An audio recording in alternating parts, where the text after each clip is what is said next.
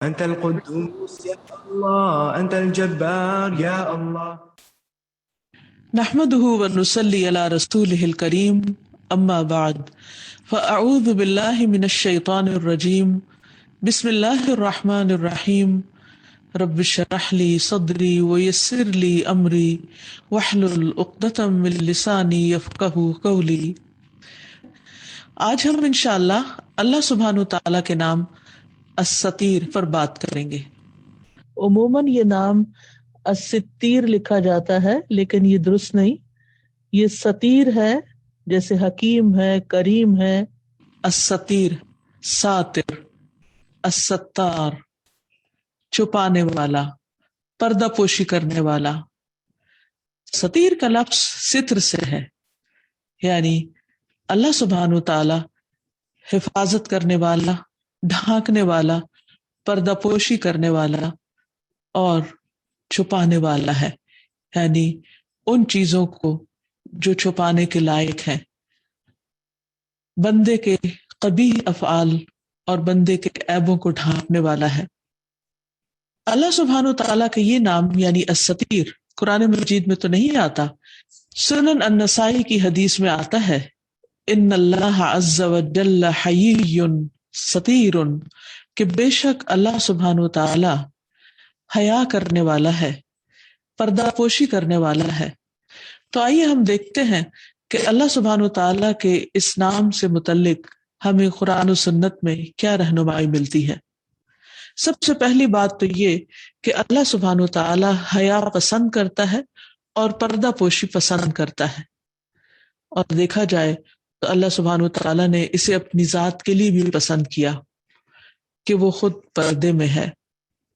حدیث میں آتا ہے کہ حجابہ النور، اللہ تعالیٰ کا حجاب نور ہے، اور اگر اس کے چہرے کی شعاعیں، یعنی اگر حجاب نہ ہو اور اس کی شعاعیں مخلوقات پر پڑے تو جہاں تک یعنی حد نظر تک جو جو چیز اس کے سامنے آئے وہ ساری کی ساری جل جائے، یہ شعاعیں ان سب چیزوں کو جلا دیں. پھر اسی طرح ہم دیکھتے ہیں کہ آدم علیہ السلام نے جب موسیٰ علیہ السلام کو دیکھا تو پوچھا کہ کیا آپ وہی موسیٰ ہیں جن سے اللہ سبحانہ تعالیٰ نے پردے کے پیچھے کلام کیا. اور قرآن مجید سے بھی ہمیں یہ بات پتہ چلتی ہے کہ اللہ سبحانہ تعالیٰ نے موسیٰ علیہ السلام سے کلام کیا. وَكَلَّمَ اللَّهُ مُوسَىٰ تَكْلِيمًا، لیکن وہ کلام پردے کے پیچھے سے تھا.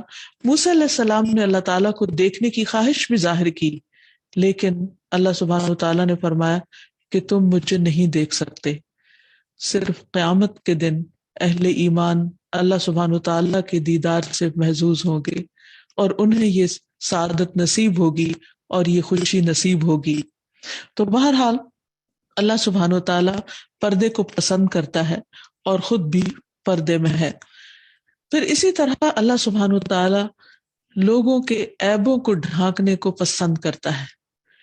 انسان خطا کا پتلا ہے، ہر قسم کے انسانوں سے غلطی ہو جاتی، کبھی بھول چوک کر ہوتی ہے، کبھی لا علمی کی وجہ سے ہوتی ہے، کبھی جلد بازی کی وجہ سے ہوتی ہے، کبھی کسی کے دباؤ میں آ کر ہو جاتی، کبھی انسان اپنی خواہشات سے مغلوب ہو جاتا ہے. لیکن ہر انسان کسی نہ کسی طرح پھسلتا ہے. اس کے بعد جب انسان اس مرحلے سے گزر جاتا ہے تو اس کے اندر ایک ندامت اور شرمندگی بھی آتی ہے. جیسے آدم علیہ السلام کے بیٹے نے اپنے بھائی کو قتل کر دیا، یعنی قابیل نے حابیل کو قتل کر دیا، تو اس سے پہلے تو وہ غصے میں تھا اور وہ جوش میں آ کر قتل کر بیٹھا، لیکن بعد میں قرآن مجید میں آتا ہے فَأَصْبَحَ مِنَ النَّادِمِينَ، کہ وہ نادمین میں شامل ہو گیا. تو اللہ سبحانہ تعالیٰ نے کعبے کو بھیج کر اس کو دفنانے کا طریقہ بتایا، کیونکہ اس سے پہلے کبھی کسی مردے کو دفنایا نہیں گیا تھا. وہ نہیں جانتا تھا کہ اب کیا کرے، اپنے بھائی کی لاش کو کیسے چھپائے، کیونکہ مرنے کے بعد انسان بھی اس قابل ہو جاتا ہے کہ اس کو چھپا دیا جائے، کیونکہ اس کا گلنا سڑنا شروع ہو جاتا ہے. اور یہ اس انسان کی کرامت کے خلاف ہے کہ انسان دنیا میں ایک اچھے حال حلیے میں ہوتا ہے اور مرنے کے بعد اس کے رنگ، اس کی شکل، اس کا گوشت، اس کی ہڈیاں، ہر چیز گلنے سڑنے لگتی ہیں تو اس کی شکل بد شکل ہو جاتی ہے. تو اس کے لیے بھی اللہ تعالیٰ نے چھپانے کا سلسلہ رکھا ہے۔ تو بہرحال انسان کو جب ندامت ہوتی ہے تو پھر وہ نہیں چاہتا کہ اس کا عیب کسی کو پتہ چلے۔ تو اللہ سبحانہ وتعالیٰ نے بندہ مومن کے لیے یہ بات پسند کی کہ اس کے عیب کو ڈھانک دیا جائے، اور دنیا اور آخرت میں اللہ سبحانہ وتعالیٰ اپنے بندوں کے عیبوں کو ڈھانپتا ہے، اور بندوں سے بھی یہی چاہتا ہے کہ وہ ایک دوسرے کے عیبوں کو ڈھانپے۔ نبی صلی اللہ علیہ وسلم نے فرمایا، اللہ تعالیٰ دنیا میں جس بندے کے عیب چھپاتا ہے، قیامت کے دن بھی اللہ اس کے عیب چھپائے گا۔ یعنی جب اللہ تعالیٰ انسان کی غلطی کو دنیا میں ڈھانک دیتا ہے تو بندے کو چاہیے کہ وہ پھر اپنے عیب کو نہ کھولے، کیونکہ اگر دنیا میں چھپا رہا تو قیامت کے دن بھی اللہ تعالیٰ چھپا دے گا۔ اور یہ کس طرح ہوتا ہے؟ ایک آدمی نے ابن عمر سے پوچھا کہ تم نے سرگوشی کے متعلق نبی صلی اللہ علیہ وسلم سے کس طرح سنا ہے کہ اللہ تعالیٰ کیسے بندوں سے سرگوشی کرے گا؟ انہوں نے بیان کیا کہ آپ صلی اللہ علیہ وسلم نے فرمایا، تم میں سے ایک شخص اپنے رب سے قریب ہوگا یہاں تک کہ وہ اپنا ہاتھ اس پر رکھ کر فرمائے گا کہ تو نے فلاں فلاں برے کام کیے تھے؟ وہ عرض کرے گا جی ہاں۔ وہ پھر پوچھے گا اور تو نے فلاں فلاں بھی برے کام کیے تھے؟ وہ عرض کرے گا جی ہاں۔ غرض اللہ سبحانہ وتعالیٰ پہلے سارے گناہوں کا اس سے اقرار کروائے گا، پھر فرمائے گا کہ میں نے دنیا میں تیرے گناہ پر پردہ ڈالا، میں آج بھی اس کو بخش دیتا ہوں۔ تو اس طرح اللہ تعالیٰ جس بندے کے گناہوں کو دنیا میں چھپا دیتا ہے، اگر وہ خود اس کا پردہ چاک نہیں کرتا اور چپ کے اللہ تعالیٰ سے معافی مانگ لیتا ہے، تو اللہ تعالیٰ قیامت کے دن بھی اس کے عیب کو چھپا دیں گے۔ پھر اللہ سبحانہ وتعالیٰ بندوں پہ پردہ ڈال کر اسے کھولنے والا نہیں۔ حضرت علی کہتے ہیں کہ رسول اللہ صلی اللہ علیہ وسلم نے فرمایا، جو شخص دنیا میں کسی گناہ کا ارتکاب کر بیٹھے اور اسے اس کی سزا بھی مل جائے، یعنی ایک تو یہ کہ کسی کو پتہ ہی نہ چلے گناہ کا، اور ایک یہ ہے کہ انسان کے اوپر حد جاری ہو جائے، یا پھر یہ کہ کسی شکل میں اس کا کیا سامنے آ جائے جو کسی اور کو تو نہ پتا ہو لیکن خود اس کو پتہ چل جائے کہ یہ اس کے فلاں فلاں گناہ کی سزا ہے، کیونکہ بعض اوقات سزا گناہ سے ملتی جلتی ہوتی ہے۔ مثلا ایک انسان اگر کسی کے ساتھ کوئی برا سلوک کرتا ہے تو وہی سلوک اس کے اپنے سامنے آ جاتا ہے، تو انسان کو یاد آ جاتا ہے کہ ہاں یہ غلطی تو میں نے بھی کی تھی، اور اس پر وہ اللہ تعالیٰ سے معافی بھی مانگ لیتا ہے۔ تو اگر کسی کو دنیا میں سزا مل جاتی ہے تو اللہ سبحانہ وتعالیٰ بہت عادل ہے، عدل کرنے والا ہے کہ اپنے بندے کو دوبارہ سزا دے، یعنی وہ پھر دوبارہ اس گناہ پہ سزا نہیں دے گا جس کی سزا اس کو دنیا میں مل چکی۔ اور جو شخص دنیا میں کوئی گناہ کر بیٹھے اور اس کی پردہ پوشی کرتے ہوئے اسے معاف فرما دے تو اللہ تعالیٰ اس سے بہت کریم ہے کہ جس چیز کو وہ معاف کر چکا اس کا معاملہ دوبارہ کھولے۔ یعنی دنیا میں جس کو ڈھانپ دیا انشاءاللہ آخرت میں بھی اس کو ڈھانپ دے گا۔ تو اللہ سبحانہ وتعالیٰ سے حسن ظن رکھنا چاہیے۔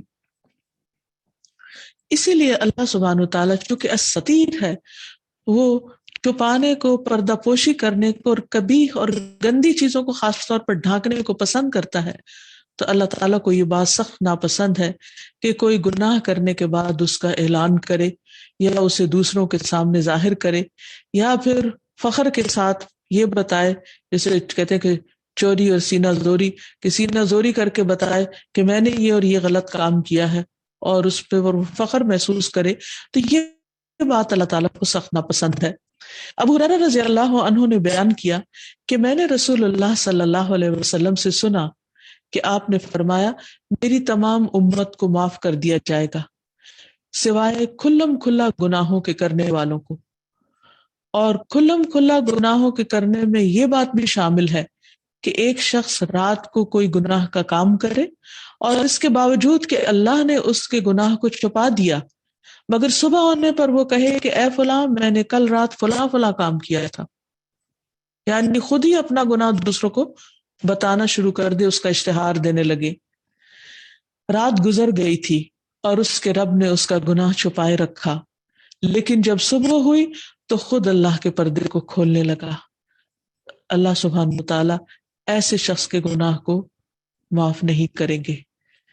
پھر قرآن مجید میں آتا ہے لا يحب الله الجهر بالسوء من القول الا من ظلم وكان الله سميعا عليما، کہ اللہ سبحانہ وتعالیٰ یہ پسند نہیں کرتا کہ کوئی شخص دوسرے کے متعلق اعلانیہ بری بات کرے، یعنی اوپنلی کسی کے خلاف زبان کھولے، الا یہ کہ اس پر ظلم ہوا ہو، اور اللہ سب کچھ سننے والا اور جاننے والا ہے۔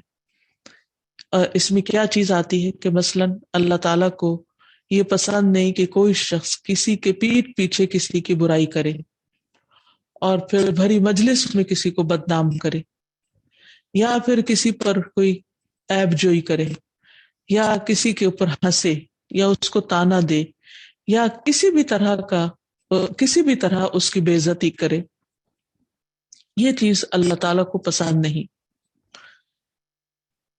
اور اس کے بارے میں قرآن مجید میں سورۃ الحجرات میں بہت تفصیلی احکامات دیے گئے کہ اگر کوئی کسی کے پیٹھ پیچھے اس کی برائی کرتا ہے تو یہ ایسا ہی ہے جیسے اپنے مردہ بھائی کا گوشت کھا رہا ہو۔ تو اللہ تعالیٰ فرماتے ہیں کہ کیا تم میں سے کوئی چاہے گا کہ اپنے مردہ بھائی کا گوشت کھائے؟ تم اس کو ناپسند کرو گے۔ تو اسی طرح اللہ تعالیٰ کو یہ بات نہایت ناپسند ہے کہ کوئی شخص کسی شخص کی غیر موجودگی میں اس کے اوپر کوئی اس کی برائی کرے، یا اس کا کوئی عیب کھولے، یا اس کے کسی گناہ کا ذکر کرے، یا اس کی عیب جوئی کرے۔ نبی صلی اللہ علیہ وسلم کے پاس ایک شخص آیا اور اس نے پوچھا کہ یا رسول اللہ غیبت کیا ہے؟ تو آپ نے فرمایا ذکرک اخاک بما یکرہ، تمہارا اپنے بھائی کا ایسے ذکر کرنا جس کو سن کر وہ ناپسند کرے، یعنی وہ اس طرح ذکر کرنا، یعنی تمہارے منہ سے اپنا ذکر پسند نہ کرے جس طریقے پر تم کر رہے ہو۔ کیونکہ عموماً آپ دیکھیں کہ کیا ہوتا ہے کہ جب کوئی شخص خود سامنے ہوتا ہے تو ہمارا اس سے بات کرنے کا انداز بدل جاتا ہے، اس کے ساتھ رویہ اور معاملہ اچھا ہو جاتا ہے، لیکن بعض اوقات جب کوئی نہیں ہوتا تو اس کے بارے میں اگر زبان سے کئی دفعہ کوئی نہ بھی برا کہے تو منہ بنا کر یا اشاروں کے ساتھ ہی اس کی برائی کر دی جاتی ہے۔ تو ایسی تمام چیزیں سخت ناپسندیدہ ہیں۔ قرآن مجید میں ایک دوسری جگہ پر فرمایا وَيْلٌ لِكُلِّ هُمَزَةٍ لُمَزَةٍ، ہلاکت ہے، بربادی ہے، تباہی ہے ہر اس شخص کے لیے کہ جو عیب جوئی کرے اور منہ در منہ تانے دے، یعنی خواہ وہ اشاروں سے کسی کی برائی کرے، خواہ وہ منہ کھول کر کسی کی برائی کرے۔ فرمایا کہ لا يحب اللہ الجہر بالسوء، اللہ ایسی باتوں کو بالکل پسند نہیں کرتا کہ اعلانیہ طور پر کسی کی برائی کا ذکر کرے، کیونکہ اللہ تعالیٰ ستیر ہے، حیی ہے، حیا کرنے والا ہے، پردہ پوشی کرنے والا ہے۔ وہ نہیں چاہتا کہ بندوں کی برائیاں اچھالی جائیں اور ان سے کوئی محظوظ ہو، سوائے اس صورت کے کہ الا من ظلم، کہ کسی پر ظلم کیا گیا ہو۔ اگر کسی کے اوپر ظلم کیا گیا تو وہ مظلوم اپنے ظلم کی داستان سنا سکتا ہے تاکہ عدل حاصل کر سکے، انصاف لے سکے اور اپنے خلاف ظالم کو ظلم کرنے سے روک سکے۔ لیکن عام طور پر بیٹھ کر محض بات برائے بات اور دوسروں کی برائیوں کو ریدنا یا بعض اوقات تجسس کرنا، اس سے بھی منع کیا گیا۔ یعنی بعض اوقات خود کوئی نہیں شروع کرتا تو لوگ پوچھتے ہیں، سوال کرتے ہیں اور دوسروں کے اندرونی حالات معلوم کرنے کی کوشش کرتے ہیں۔ ایسا بعض اوقات حسد کی بنا پر بھی کیا جاتا ہے کہ اگر کوئی شخص دنیا میں کامیاب ہو رہا ہے یا ترقی کر رہا ہے تو کچھ لوگوں کو اس کی خوبی پسند نہیں آتی، اس کی یہ ترقی پسند نہیں آتی، تو وہ اس کو لیٹ ڈاؤن کرنے کے لیے یا ذلیل کرنے کے لیے یا اس کو بدنام کرنے کے لیے تاکہ لوگ اس کی اچھائی کی طرف نظر نہ ڈالیں، اس کی برائیاں کی جاتی ہیں۔ اور بعض اوقات تو یہ ظلم کیا جاتا ہے کہ وہ برائی اس کے اندر نہ بھی ہو تو اس پر الزام لگا دیا جاتا ہے تاکہ اسے رسوا کیا جا سکے۔ تو اللہ تعالیٰ کو ایسی تمام چیزیں سخت ناپسند ہیں۔ پھر اسی طرح جہاں تک پردے کا تعلق ہے تو اللہ سبحانہ وتعالیٰ نے کچھ چیزوں کے درمیان حجاب رکھے ہیں، پردے رکھے ہیں، آڑ رکھی ہیں۔ ضروری نہیں کہ وہ عیب کے طور پر ہو، وہ کچھ اور وجوہات کی بنا پر بھی ہے۔ تو چونکہ اللہ سبحانہ وتعالیٰ ستیر ہے، پردہ پوشی کرنے والا یا پردہ حائل کرنے والا ہے، پردہ ڈالنے والا ہے، تو اس کانٹیکس میں بھی آئیے دیکھتے ہیں کہ اور کس کس چیز کے درمیان اللہ نے پردہ ڈالا ہے۔ مثلا دو سمندروں کے درمیان حجاب کا ذکر قرآن مجید میں ملتا ہے کہ دو پانی جو ہے وہ ساتھ ساتھ چلتے ہیں اور ان کے بیچ میں ایک پردہ ہوتا ہے اور وہ پانی آپس میں مکس اپ نہیں ہوتے، کیونکہ پانی کی عموماً خصوصیت یہ ہے کہ وہ پانی فوراً ایک دوسرے کے اندر مکس ہو جاتا ہے۔ اگر دو رنگ کا پانی ڈالا جائے تو وہ دو الگ الگ رنگ نہیں رہتے، فوراً دونوں رنگ باہم مل جاتے ہیں۔ اس طرح ٹھنڈا اور گرم ملایا جائے تو وہ باہم مل جاتے ہیں۔ تو یہاں پر ہم دیکھتے ہیں قرآن مجید میں اللہ تعالیٰ فرماتے ہیں وَهُوَ الَّذِي مَرَجَ الْبَحْرَيْنِ هَذَا عَذْبٌ فُرَاتٌ وَهَذَا مِلْحٌ أُجَاجٌ وَجَعَلَ بَيْنَهُمَا بَرْزَخًا وَحِجْرًا مَحْجُورًا، اور وہی ہے جس نے دو سمندروں کو ملا دیا، یہ میٹھا ہے پیاس بجھانے والا اور یہ نمکین ہے کڑوا، اور اس نے ان دونوں کے درمیان ایک پردہ اور مضبوط آڑ بنا دی۔ تو یہ حیرت انگیز قسم کی آڑ اور پردہ اللہ سبحانہ و تعالیٰ ہی ڈال سکتا ہے، یہ اس کی قدرت کی نشانیوں میں سے بہت بڑی نشانی ہے، اور اتنے وسیع پیمانے پر یہ آڑ ہوتی ہے، یعنی کھلے سمندر کے اندر۔ دوسری جگہ بھی فرمایا مرج البحرین یلتقیان بینہما برزخ لا یبغیان فبأی آلاء ربکما تکذبان، اس نے دو سمندروں کو ملا دیا جو اس حال میں مل رہے ہیں کہ پھر بھی ان کے درمیان ایک پردہ ہے، وہ اپنی حد سے تجاوز نہیں کرتے، تو تم دونوں اپنے رب کی نعمتوں میں سے کس کس کو جھٹلاؤ گے؟ یعنی اے جن و انس، تم یہ نشانیاں دیکھ رہے ہو، ان کا انکار کیسے کرو گے؟ پھر اسی طرح اللہ سبحانہ تعالیٰ نے دو مختلف طرح کے مزاج رکھنے والے، ایمان رکھنے والے اور نہ رکھنے والے، دو مختلف طرح کی عادات رکھنے والے کے درمیان بھی ایک غیر مرئی پردہ حائل کیا ہوتا ہے۔ مثلا قرآن مجید میں آتا ہے وَإِذَا قَرَأْتَ الْقُرْآنَ جَعَلْنَا بَيْنَكَ وَبَيْنَ الَّذِينَ لَا يُؤْمِنُونَ بِالْآخِرَةِ حِجَابًا مَسْتُورًا، اور جب آپ قرآن پڑھتے ہیں تو ہم آپ کے اور ان لوگوں کے درمیان ایک مخفی پردہ حائل کر دیتے ہیں جو آخرت پر ایمان نہیں رکھتے۔ اسی طرح بعض لوگوں کے کانوں پر، آنکھوں پر پردے کا ذکر ہے کہ جو حق کو دیکھتے ہوئے حق کو قبول نہیں کرتے، حق سنتے ہوئے حق نہیں سنتے، کہ ان کے کانوں میں بوجھ ہے اور ان کی آنکھوں پر پردہ ہے۔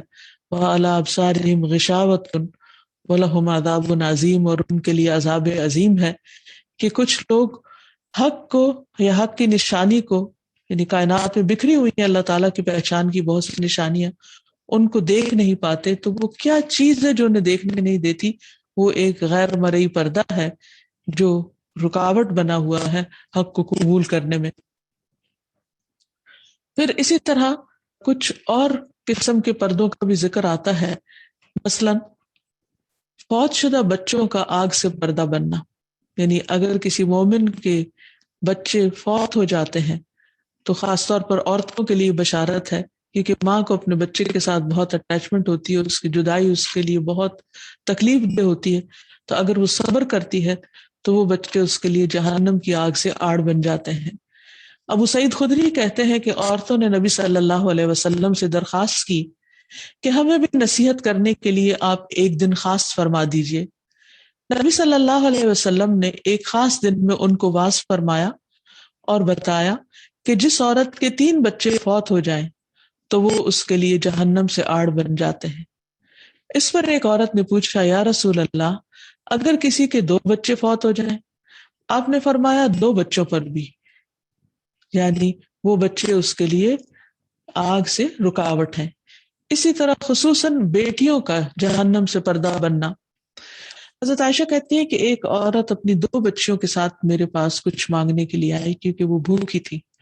اس وقت میرے پاس سوائے ایک کھجور کے اور کچھ بھی نہ تھا، تو میں نے دیکھا کہ اس عورت نے اس کھجور کے 2 ٹکڑے کیے، ایک بیٹی کو دیا اور دوسرا دوسری کو، خود بھوکی رہی اور چلی گئی، خود کچھ بھی نہیں کھایا۔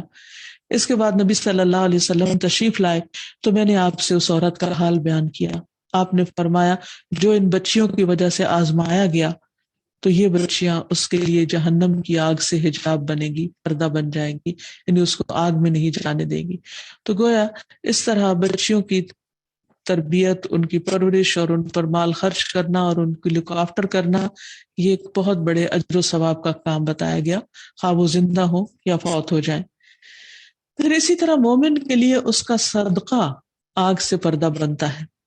عدی بن حاتم سے روایت ہے، میں نے نبی صلی اللہ علیہ وسلم کو فرماتے ہوئے سنا، تم میں سے جو بھی کوئی آگ سے آڑ بنانے کی طاقت رکھتا ہو وہ بنائے، خواہ کھجور کے ایک ٹکڑے کے ذریعے، تو وہ ایسا ضرور کرے۔ یعنی کھجور کا ایک ٹکڑا جب صدقے میں دے گا تو وہ صدقہ اس کے لیے آڑ بن جائے گا، رکاوٹ بن جائے گا، جہنم سے بچاؤ کا ذریعہ بن جائے گا۔ اسی طرح جنتیوں اور جہنمیوں کے درمیان بھی ایک پردہ ہوگا، جس کو قرآن مجید میں بیان کیا گیا ہے۔ فرمایا وَبَيْنَهُمَا حِجَابٌ وَعَلَى الْأَعْرَافِ رِجَالٌ يَعْرِفُونَ كُلًّا بِسِيمَاهُمْ وَنَادَوْا أَصْحَابَ الْجَنَّةِ أَنْ سَلَامٌ عَلَيْكُمْ لَمْ يَدْخُلُوهَا وَهُمْ يَطْمَعُونَ۔ اہل جنت اور اہل دوزخ کے درمیان ایک اوٹ حائل ہوگی، اور آراف پر کچھ آدمی ہوں گے جو ہر ایک کو اس کی پیشانی کے نشانات سے پہچانتے ہوں گے۔ وہ اہل جنت کو آواز دیں گے کہ تم پر سلامتی ہو۔ یہ آراف والے ابھی جنت میں داخل تو نہ ہوئے ہوں گے، البتہ اس کی امید ضرور رکھتے ہوں گے۔ تو یہ قیامت کے دن بھی لوگوں کے درمیان پردے حائل ہو جائیں گے۔ دنیا میں خواہ لوگ ایک خاندان سے تعلق رکھتے ہوں، ان کے درمیان خون کے رشتے ہوں یا دوستی کے تعلقات ہوں، لیکن اگر ان کے اعمال فرق ہوئے تو قیامت کے دن ان کے درمیان پردہ حائل کر دیا جائے گا اور وہ ایک دوسرے کی کچھ بھی مدد نہ کر سکیں گے۔ تو اب جب کہ ہم نے اللہ سبحانہ وتعالیٰ کے نام الستیر کا معنی جان لیا کہ کس طرح اللہ سبحانہ وتعالیٰ مختلف چیزوں کے درمیان پردہ حائل کرتا ہے یا اسے کن کن چیزوں پہ پردہ ڈالنا پسند ہے، تو پھر بندہ مومن کی زندگی میں اس کے اثرات بھی نظر آنے چاہیے۔ اس میں سب سے پہلی بات تو یہ ہے کہ انسان اپنے گناہوں کو نہ کھولے، اپنے گناہوں کی پردہ پوشی کرے۔ اس سلسلے میں ایک حدیث میں آتا ہے، عبداللہ بن مسعود روایت کرتے ہیں کہ ایک آدمی نے نبی صلی اللہ علیہ وسلم کی خدمت میں حاضر ہو کر عرض کیا کہ اے اللہ کے رسول، میں نے مدینہ کے کنارے ایک عورت سے بوسو کنار کیا ہے، مگر میں اس سے آگے نہیں بڑھا، پس میں حاضر ہوں، آپ میرے بارے میں جو چاہیں فیصلہ فرمائیں۔ تو عمر رضی اللہ عنہ نے اس سے کہا کہ اللہ نے تمہاری پردہ پوشی کی تھی، کاش تم بھی اپنے آپ پر پردہ ڈالے رکھتے، یعنی تمہیں یہ بات کرنے کی کیا ضرورت تھی۔ نبی صلی اللہ علیہ وسلم نے کوئی جواب نہ دیا تو وہ آدمی کھڑا ہوا اور چل دیا۔ نبی صلی اللہ علیہ وسلم نے اس کے پیچھے ایک آدمی کو بھیجا جو اسے بلا لایا۔ آپ نے اس کے سامنے یہ آیت تلاوت کی، اقم الصلاۃ طرفی النہار وزلفا من اللیل ان الحسنات یذہبن السیئات ذلک ذکری للذاکرین، کہ دن کے دونوں حصوں اور رات کے کچھ حصے میں نماز قائم کرو، بلا شبہ نیکیاں برائیوں کو ختم کر دیتی ہیں، یہ نصیحت ہے نصیحت قبول کرنے والوں کے لیے۔ تو لوگوں میں سے ایک آدمی نے عرض کیا، اے اللہ کے رسول صلی اللہ علیہ وسلم، کیا یہ اس کے لیے خاص ہے؟ آپ نے فرمایا بلکہ یہ تمام لوگوں کے لیے ہے۔ یعنی اگر انسان سے انسان ہونے کے ناطے ایسا قبیح فعل بھی ہو جائے تو بھی اسے سر عام نشر نہیں کرنا چاہیے، کسی کو بھی نہیں بتانا چاہیے اور اللہ سے معافی مانگنی چاہیے، تو اللہ سبحانہ وتعالیٰ اس کو معاف فرما دیں گے۔ اور خصوصاً نمازوں کی پابندی، نمازوں کی ادائیگی بہت سے گناہوں کا کفارہ ہے۔ اور ویسے بھی اگر انسان نماز کی پابندی کرتا رہے تو ان الصلاۃ تنہی عن الفحشاء والمنکر، کہ وہ انسان کو برائی سے اور بے حیائی کے کاموں سے روک دیتی ہے۔ ایک دن انسان اپنی ایسی حرکتوں سے باز آ جاتا ہے۔ پھر اسی طرح یہ ہے کہ اپنے دیگر گناہوں پر بھی پردہ ڈالنا چاہیے۔ رسول اللہ صلی اللہ علیہ وسلم نے ماعز اسلمی کو سنسار کرنے کے بعد فرمایا، اس برے فعل سے بچو جس سے اللہ عز و جل نے منع کیا ہے، یعنی زنا سے۔ جو اس کا ارتکاب کر بیٹھے اور اللہ عز و جل اس کو پردے میں رکھے تو اسے بھی چاہیے کہ اپنی برائی پر پردہ ڈالے رکھے، کیونکہ جس نے اپنے بھید کو ظاہر کر دیا ہم اس پر اللہ کی کتاب نافذ کریں گے، یعنی اس پر تو پھر حد نافذ ہی ہوگی، دنیا میں اس کو سزا ملے گی۔ اسی طرح اپنے گناہوں کے علاوہ دوسرے بندوں کے گناہوں کو بھی چھپانا چاہیے۔ نبی کریم صلی اللہ علیہ وسلم نے فرمایا، من ستر مسلما سترہ اللہ یوم القیامہ، جو کسی مسلمان کی پردہ پوشی کرے گا اللہ سبحانہ وتعالیٰ قیامت کے دن اس کی پردہ پوشی فرمائے گا۔ یعنی دنیا میں اگر آپ کسی کو کوئی برا کام کرتے دیکھ لیں تو ظاہر ہے آپ کے ہاتھ میں ایک ایسا راز آ جاتا ہے یا ایک کسی کی ویکنس آ جاتی ہے، تو آپ اس کو بلیک میل کرنا شروع کر دیتے ہیں، یا اس کو دھمکاتے ہیں، یا اس کی وجہ سے اس سے کوئی کام نکلوانا چاہتے ہیں، اس کو ڈراتے ہیں کہ اگر تم میری بات نہیں مانو گے تو میں تمہاری یہ چیز نشر کر دوں گا۔ تو اس سے پرہیز کرنا چاہیے، کیونکہ جو شخص دوسرے کی غلطی کو دیکھ کر اس کو چھپا دیتا ہے، اللہ سبحانہ وتعالی قیامت کے دن اس کی غلطیوں کو چھپا دے گا۔ اور کون ایسا شخص ہے کہ جس سے کوئی غلطی نہ ہوتی ہو؟ پھر اسی طرح ایک اور روایت میں عبداللہ بن عمر کہتے ہیں کہ رسول اللہ صلی اللہ علیہ وسلم نے فرمایا، ایک مسلمان دوسرے مسلمان کا بھائی ہے، بس اس پر ظلم نہ کرے اور نہ ظلم ہونے دے۔ جو شخص اپنے بھائی کی ضرورت پوری کرنے میں لگا ہوتا ہے، اللہ تعالیٰ اس کی ضرورت پوری کرنے میں لگ جاتا ہے۔ جو شخص کسی مسلمان کی ایک مصیبت کو دور کرے، اللہ تعالیٰ اس کی قیامت کے دن کی مصیبتوں میں سے ایک بڑی مصیبت کو دور فرمائے گا۔ اور جو شخص کسی مسلمان کے عیب کو چھپائے، اللہ تعالیٰ قیامت کے دن میں اس کے عیب چھپا دے گا۔ کتنی بڑی خوشخبری ہے کہ جو شخص چاہتا ہے کہ آخرت کی رسوائی سے بچے، اور آخرت کی رسوائی دنیا کی رسوائی سے کہیں زیادہ بڑی ہے، کیونکہ اس دن تو انسان پھر پوری مخلوق کے سامنے بے عزت کیا جائے گا، رسوا کیا جائے گا۔ تو ایسے شخص کو جو وہاں کی شرمندگی سے بچنا چاہتا ہو، اس پر لازم ہے کہ دنیا میں دوسروں کو شرمندگی سے بچا لے۔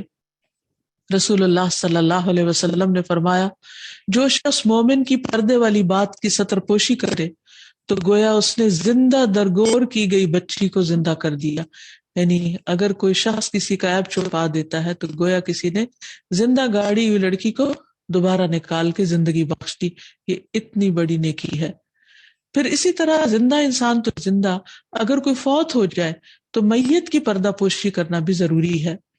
ابو امامہ سے روایت ہے کہ رسول اللہ صلی اللہ علیہ وسلم نے فرمایا، جس نے کسی میت کو غسل دیا اور اس کی پردہ پوشی کی، یعنی اس کا کوئی عیب نہیں کھولا، اللہ تعالیٰ اس کے گناہوں سے پردہ پوشی فرمائے گا۔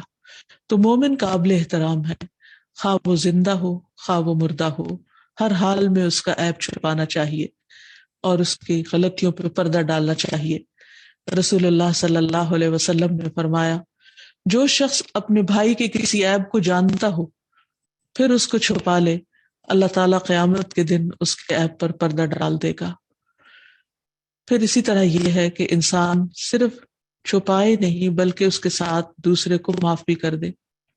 بعض اوقات انسان کسی اپنے قریبی عزیز رشتہ دار کے بارے میں کچھ ایسی باتیں جان لیتا ہے جو اس کے لیے بہت تکلیف دہ بھی ہوتی ہیں، جس بنا پر وہ اس کے ساتھ قطع تعلق بھی کرنے پر تیار ہو جاتا ہے۔ یا بعض اوقات ہسبینڈ وائف کے درمیان ایسی سچویشن پیدا ہو جاتی ہے کہ بعض اوقات درست اور بعض اوقات غلط الزامات ایک دوسرے پر لگا کر بدنام کر دیا جاتا ہے، جس سے ازدواجی زندگی تک خطرے میں پڑ جاتی ہے۔ تو ایسے مواقع پر دوسروں کی غلطیوں کو نہ صرف یہ کہ معاف کر دینا چاہیے بلکہ ان سے درگزر سے کام لینا چاہیے۔ تو جو ایسا کر سکے اسے ایسا کر دینا چاہیے، کیونکہ رسول اللہ صلی اللہ علیہ وسلم نے فرمایا، صاحب حیثیت لوگوں کی غلطیاں معاف فرما دیا کرو، الا یہ کہ وہ حدود ہوں۔ یعنی اگر کسی پر حد جاری ہو رہی ہو تو وہ تو پھر بچ نہیں سکتا، لیکن چھوٹی موٹی چیزیں ایک دوسرے کی معاف کر دینی چاہیے۔ اور خصوصاً صاحب حیثیت سے مراد ایسے لوگ کہ جن کا کوئی مقام ہو انسان کی زندگی میں، یا ویسے ہی اللہ نے ان کو کوئی مقام دے رکھا ہو، تو اگر چھوٹی چھوٹی چیزیں ان کی اچھالنی شروع کر دی جائیں تو اس سے معاشرے میں بہت فتنہ فساد پھیلتا ہے۔ پھر اسی طرح یہ ہے کہ مومنوں کو ایک دوسرے کی خیر خواہی کرنی چاہیے۔ کسی کی غلطی دیکھ کر صرف اس کو چھپانا ہی کافی نہیں بلکہ اس کی اصلاح کرنا بھی ضروری ہے۔ ایسا نہ ہو کہ غلطی چھپانے سے دوسرا شخص غلطی کرنے پر اور دلیر ہو جائے۔ غلطی کرنے پر اس کو امر بالمعروف اور نہی عن المنکر کرنا بھی ضروری ہے، اور اگر انسان کے پاس استطاعت ہو کہ سختی کے ساتھ اس کو روک سکے تو بھی اس کو روکنا چاہیے۔ لیکن یہ ہے کہ خیر خواہی ہر حال میں ضروری ہے۔ حضرت علی سے مروی ہے کہ رسول اللہ صلی اللہ علیہ وسلم نے فرمایا، ایک مسلمان کے دوسرے مسلمان پر 6 حقوق ہیں۔ جب ملاقات کرے تو سلام کرے، جب چھینکے تو جواب دے، جب بیمار ہو تو عیادت کرے، جب دعوت دے تو قبول کرے، جب فوت ہو جائے تو جنازے میں شرکت کرے، اپنے لیے جو پسند کرتا ہے اس کے لیے بھی وہی پسند کرے، اور اس کی غیر موجودگی میں اس کا خیر خواہ رہے، یعنی اس کی برائیاں یا اس کے عیب نہ اچھالے۔ اور اسی طرح مسلمانوں کے عیبوں کے پیچھے پڑنا بھی ایک بہت بڑی برائی، یعنی بذات خود ایک برائی ہے۔ اور خیر خواہی میں یہ بھی آتا ہے کہ انسان کسی کے عیبوں کے پیچھے نہ پڑے، یعنی کسی کے عیب جوئی کرنا اور اس کے تجسس کر کے اس کے گناہوں کی کھود کرید کرنا بذات خود ایک بہت بڑا گناہ ہے، کیونکہ قرآن مجید میں اللہ سبحانہ وتعالیٰ نے واضح طور پر منع فرما دیا، وَلَا تَجَسَّسُوا، اور تجسس نہ کرو، کسی کے عیبوں کے پیچھے مت پڑو۔ رسول اللہ صلی اللہ علیہ وسلم نے فرمایا، اے ان لوگوں کی جماعت جو صرف زبان سے ایمان لائے ہو اور ان کے دلوں میں ایمان داخل نہیں ہوا، مسلمانوں کی غیبت مت کیا کرو اور نہ ان کی عزت و آبرو کے درپے رہو، اس لیے کہ جو کسی کی عزت کے درپے ہوتا ہے اللہ تعالیٰ اس کی عزت کے درپے ہو جاتے ہیں، اور اللہ تعالیٰ جس کی عزت کے درپے ہو جائیں تو اس کو اس کے گھر میں ہی رسوا کر دیتے ہیں۔ یعنی انسان کو یہ بھی یاد رکھنا چاہیے کہ اگر وہ کسی کی غلطیوں کو اور عیبوں کو اچھالے گا تو وہ خود بھی کہیں بچ کے نہیں جا سکتا، کیونکہ اللہ سبحانہ و تعالیٰ نے اس کے لیے دنیا میں ہی یہ سزا رکھی ہے کہ پھر اس کی غلطیوں کو عام کیا جائے یا اس کی غلطیوں کی شہرت ہو۔ اور ویسے بھی اگر انسان کسی کے عیبوں کو نہیں چھپاتا تو اس سے فساد ہی فساد پھیلنا شروع ہو جاتا ہے اور زیادہ بڑی غلطیاں سامنے آنے لگتی ہیں۔ رسول اللہ صلی اللہ علیہ وسلم نے فرمایا، اگر تم لوگوں کے عیوب کی ٹوہ میں لگے رہو گے تو انہیں خراب کر دو گے، یا فرمایا کہ قریب ہے کہ تم ان میں بگاڑ پیدا کر دو۔ مثلاً آپ اپنے بچے کے اندر کوئی چھوٹی موٹی غلطی دیکھتے ہیں اور آپ کو معلوم ہے کہ وہ غلطی کر رہا ہے، تو بجائے اس کے کہ آپ اس کو شرمندہ کریں اور اس کی غلطی کے بار بار اس کو تانے دیں، اس کی بجائے ہونا یہ چاہیے کہ اس چیز کو ذہن میں رکھ کر اس کی اصلاح کا کوئی پروگرام بنائیں کہ اب بچہ اس غلط راستے پہ چل پڑا ہے تو اس غلطی کا ذکر کرنے کے بجائے اس غلطی کے جو نقصانات ہیں ان کا ذکر کر کے اس کو روکا جائے اور انڈائریکٹلی بات کی جائے۔ پھر اسی طرح اللہ سبحانہ تعالیٰ خود حجاب میں ہے اور اس نے مسلمان عورتوں کے لیے حجاب کو پسند کیا ہے، تو ہمیں بھی حجاب کا اہتمام کرنا چاہیے، اپنے سطر کی بھی حفاظت کرنی چاہیے۔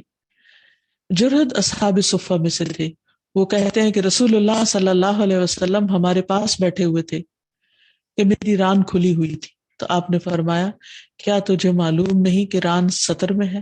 یعنی جسم کا یہ حصہ مرد کے سامنے بھی نہیں کھول سکتا، یعنی مرد کا سطر مرد سے ناف اور گھٹنوں کے درمیان کا سارا حصہ ہے، اور گھٹنے بھی سطر کا حصہ ہے کہ جو دوسروں کے سامنے نہیں کھولنے چاہیے۔ پھر اسی طرح شرمگاہ کی حفاظت کرنا، جس کا قرآن مجید میں بھی ذکر آیا ہے، قُل لِّلْمُؤْمِنِينَ يَغُضُّوا مِنْ أَبْصَارِهِمْ، مومنوں سے کہہ دیجئے کہ وہ اپنی نگاہیں جھکا کر رکھیں، وَيَحْفَظُوا فُرُوجَهُمْ، اور اپنی شرمگاہوں کی حفاظت کریں۔ تو شرمگاہ کی حفاظت میں یہ چیز آتی ہے کہ انسان تنہائی میں بھی ننگا نہ ہو۔ ابو ہریرہ کہتے ہیں کہ نبی صلی اللہ علیہ وسلم نے اس سے منع کیا کہ کوئی شخص صرف ایک کپڑا جسم پر لپیٹ کر اس طرح بیٹھ جائے کہ اس کی شرمگاہ اور آسمان کے درمیان کوئی چیز نہ ہو، یعنی چاہے وہ اکیلا ہی کیوں نہ بیٹھا ہو تو ننگا ہو کر نہ بیٹھے۔ پھر اسی طرح انسان جب ننگا ہوتا ہے تو جن اس کو دیکھتے ہیں، فرشتے تو اس سے الگ ہو جاتے ہیں لیکن جنات اس کو دیکھنا شروع کر دیتے ہیں، تو ان سے بھی ایک حیا ہونی چاہیے۔ تو اس کے لیے کیا کیا جائے؟ مثلا نہانے کے وقت آپ کپڑے پہن کے تو نہیں نہا سکتے، یا اسی طرح ٹوائلٹ کے استعمال کے دوران آپ کو اپنا سطر کھولنا ہوتا ہے، تو اس کے لیے ہمیں بہت خوبصورت ادب سکھا دیا گیا۔ حضرت انس کہتے ہیں کہ رسول اللہ صلی اللہ علیہ وسلم نے فرمایا، جنوں کی آنکھوں اور انسانوں کی شرمگاہوں کا پردہ یہ ہے کہ جب کوئی اپنے کپڑے اتارے تو بسم اللہ پڑھ لے، یعنی بسم اللہ پڑھ کر اگر کپڑا اتارے گا تو پھر کوئی اور اس کو نہیں دیکھ سکے گا۔ رسول اللہ صلی اللہ علیہ وسلم نے یہ بھی فرمایا کہ جنوں کی آنکھوں اور بنی آدم کی شرمگاہوں کا پردہ یہ ہے کہ تم میں سے جب کوئی بیت الخلاء جائے تو بسم اللہ پڑھ لے، یعنی داخل ہونے سے پہلے، اندر جا کر نہیں۔ ہم سب جانتے ہیں کہ اللہ کے رسول صلی اللہ علیہ وسلم بہت ہی باحیا انسان تھے۔ حدیث میں آتا ہے، ابو سعید خدری سے مروی ہے کہ نبی صلی اللہ علیہ وسلم پردہ نشین کنواری لڑکیوں سے بھی زیادہ حیا والے تھے، اور اسی لیے جب آپ قضائے حاجت کے لیے باہر جاتے تو آپ پردے میں بیٹھنا پسند کرتے، اور آپ کو جو پردہ سب سے زیادہ پسند تھا وہ ٹیلے یا کھجور کے باغ کا تھا۔ ان دنوں میں گھروں کے اندر ٹوائلٹس نہیں ہوتے تھے، لوگ بیت الخلاء کے لیے باہر جاتے تھے، تو آپ صلی اللہ علیہ وسلم وہاں بھی اونٹ میں بیٹھتے تھے۔ تو اگر نبی صلی اللہ علیہ وسلم کنواری لڑکیوں سے بھی زیادہ حیادار تھے تو پھر لڑکیوں کے لیے کیا حکم ہو سکتا ہے؟ اس سلسلے میں ایک حدیث ہماری رہنمائی کرتی ہے۔ ام عطیہ کہتی ہیں کہ رسول اللہ صلی اللہ علیہ وسلم نے عید الفطر اور عید الاضحیٰ کے دن ہمیں حکم دیا کہ ہم نابالغ، حائضہ اور پردہ نشین لڑکیوں کو بھی نکالیں، یعنی جو گھروں میں رہتی ہیں وہ بھی عید کی نماز کے لیے نکلیں۔ بہرحال حائضہ نماز سے علیحدہ رہ کر بھلائی اور مسلمانوں کی دعا میں حاضر ہو۔ میں نے عرض کیا، یا رسول اللہ صلی اللہ علیہ وسلم، ہم میں سے جس کے پاس چادر نہ ہو، تو آپ نے فرمایا اس کی بہن اپنی چادر اس کو پہنا دے، یعنی چادر کے بغیر نہیں نکلے، خواہ وہ اپنی بہن کی چادر ادھاری لے کر جائے۔ تو اس سے بھی پتہ چلتا ہے کہ ایک مسلمان عورت کو گھر سے نکلتے وقت اپنے حجاب کی پابندی کرنی چاہیے اور اس کا خیال رکھنا چاہیے، کیونکہ ایک لڑکی جس کے پاس چادر ہو ہی نہ تو اس کے لیے یہ عذر ہو سکتا ہے کہ جی میں تو اس لیے چادر کے بغیر نکلی کیونکہ ہے ہی نہیں میرے پاس۔ آپ نے فرمایا نہیں، ایسے نہیں نکلنا، دوسرے سے چاہے لے کر نکلنا پڑے لیکن چادر کے ساتھ نکلنا ہے۔ پھر اسی طرح ام المومنین سیدہ ام سلمہ کہتی ہیں کہ جب عورتوں کے متعلق یہ حکم نازل ہوا کہ یدنین علیہن من جلابیبہن، کہ وہ اپنے اوپر اپنی چادریں لٹکا لیا کریں، تو انصاری عورتیں جب باہر نکلتی تو ایسے لگتا کہ ان کے سروں پر کوے بیٹھے ہوئے ہیں، ان سیاہ چادروں کی وجہ سے جو وہ اپنے سروں پر لینے لگی تھی۔ پھر اسی طرح ایک اور جگہ پر آتا ہے کہ انصار کی عورتوں کا حضرت عائشہ نے ذکر کیا اور ان کی تعریف کی اور ان کے اچھے اعمال بیان کیے، اور کہا جب سورۃ نور نازل ہوئی تو ان عورتوں نے پردوں کے کپڑے یا مردوں کی چادریں لے لی، یعنی گھر کے جو پردے لٹکے ہوئے تھے وہ چادر لے کر بنا کر، یا مردوں کا جو چادر تھی وہ لے کر باہر نکلنے لگی اور انہیں پھاڑ کر اپنے پردے کی چادر بنائی۔ یعنی جب اللہ تعالیٰ کا حکم آ گیا تو اس کے بعد کسی عورت نے بھی یہ گوارا نہ کیا کہ اللہ تعالیٰ کے حکم کی نافرمانی کرے۔ پھر اسی طرح یہ ہے کہ عورت اپنے اور رب کے درمیان پردے کی بھی حفاظت کرے۔ پھر اسی طرح مسلمانوں کو یہ ادب سکھایا گیا کہ گھروں کے اندر بھی وہ پردے ڈال کر رہیں تاکہ باہر سے لوگ گھروں میں نہ جھانکیں۔ دوسروں کو گھروں کے اندر جھانکنے سے منع کر دیا گیا، اور اس سلسلے میں یہاں تک آتا ہے کہ اگر کوئی کسی کے گھر میں جھانک رہا ہو اور وہ اس کی آنکھ پھوڑ دے یا اس کو کوئی یعنی کہ جواباً اس پر کسی قسم کا کوئی اٹیک کرے تو اس کا قصاص نہیں ہوگا، یعنی اس کی ممانعت ہے سخت قسم کی کہ کوئی کسی کی پرائیویسی میں دخل انداز ہو، یعنی اس کی آنکھ تک پھوڑنے کو بھی جائز قرار دے دیا گیا۔ اس سلسلے میں ایک اور بات یہ بھی یاد رہے کہ انسان جہاں اپنے کچھ برے اعمال کو چھپاتا ہے وہاں کچھ نیکیوں کو بھی چھپانے کی ضرورت ہے، کیونکہ انسان جب دکھا کر کام کرتا ہے تو اس میں ریاکاری کا اندیشہ ہوتا ہے، دکھاوے کا اندیشہ ہوتا ہے، اور دکھاوے سے انسان کا اجر ضائع ہو جاتا ہے، بلکہ الٹا انسان سزا کا مستحق قرار پاتا ہے۔ اور پوشیدہ عمل جو ہے وہ اللہ سبحانہ تعالیٰ کو بہت پسند ہے، خاص طور پر پوشیدہ صدقہ، یعنی چھپا کر جب انسان صدقہ کرتا ہے تو اور اس کا کسی سے ذکر نہیں کرتا تو یہ صدقہ اللہ سبحانہ تعالیٰ کے غضب کی آگ کو ٹھنڈا کرتا ہے۔ پھر اسی طرح کچھ اور اعمال بھی انسان پوشیدہ رکھے۔ پوشیدہ صدقے کے بارے میں قرآن مجید میں آتا ہے الذین ينفقون اموالهم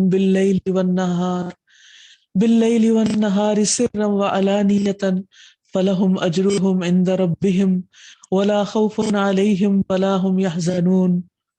جو لوگ دن رات کھلے اور چھپے اپنے مال خرچ کرتے ہیں انہیں اپنے پروردگار سے اس کا اجر ضرور مل جائے گا، ایسے لوگوں کو نہ کچھ خوف ہوگا اور نہ وہ غمگین ہوں گے۔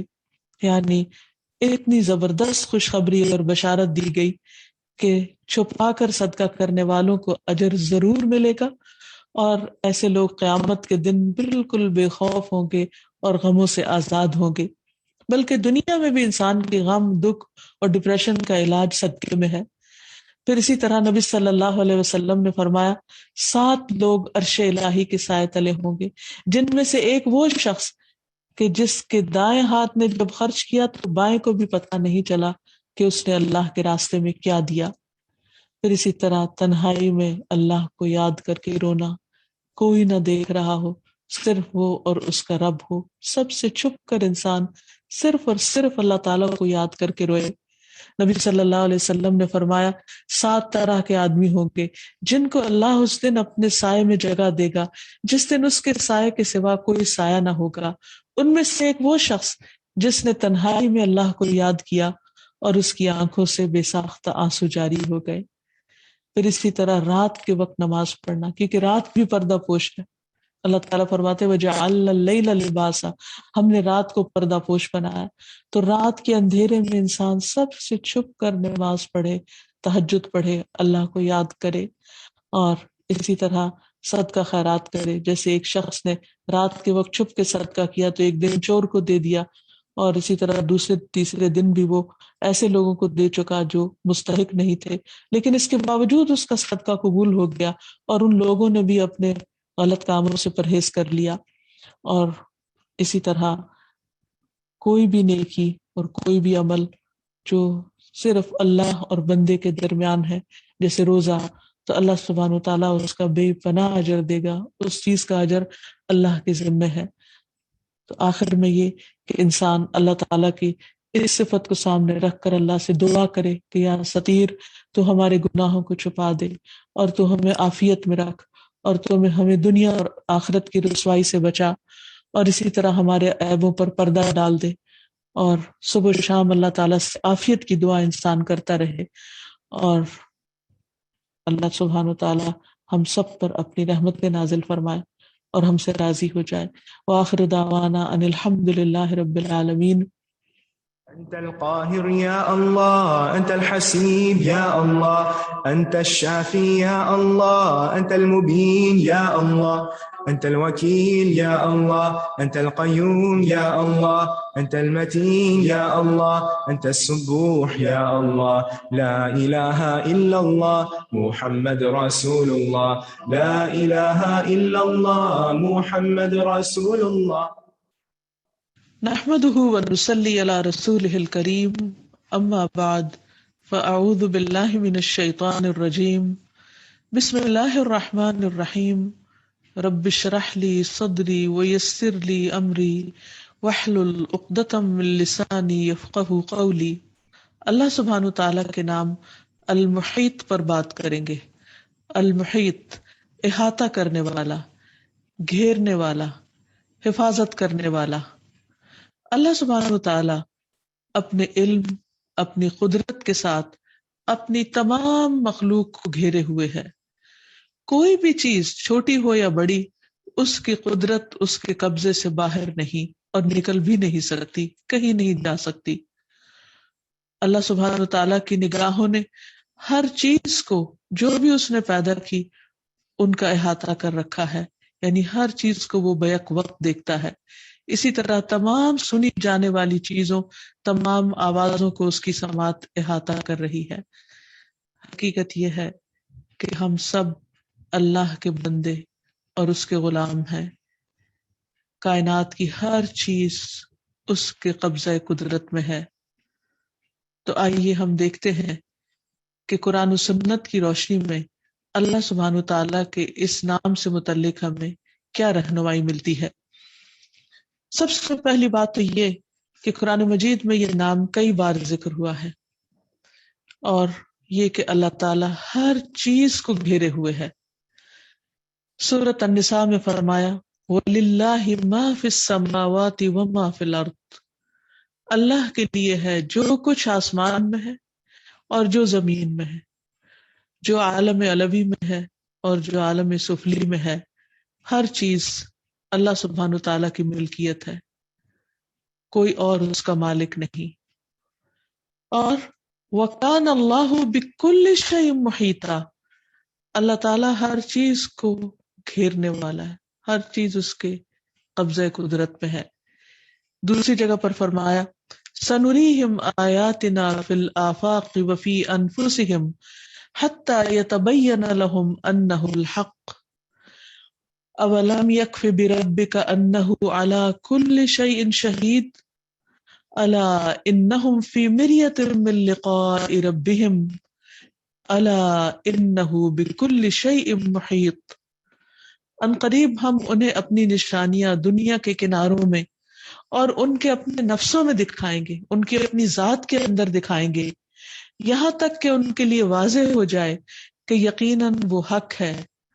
और क्या तेरा रब काफी नहीं इस बात के लिए कि बेशक वो हर चीज पर गवाह है।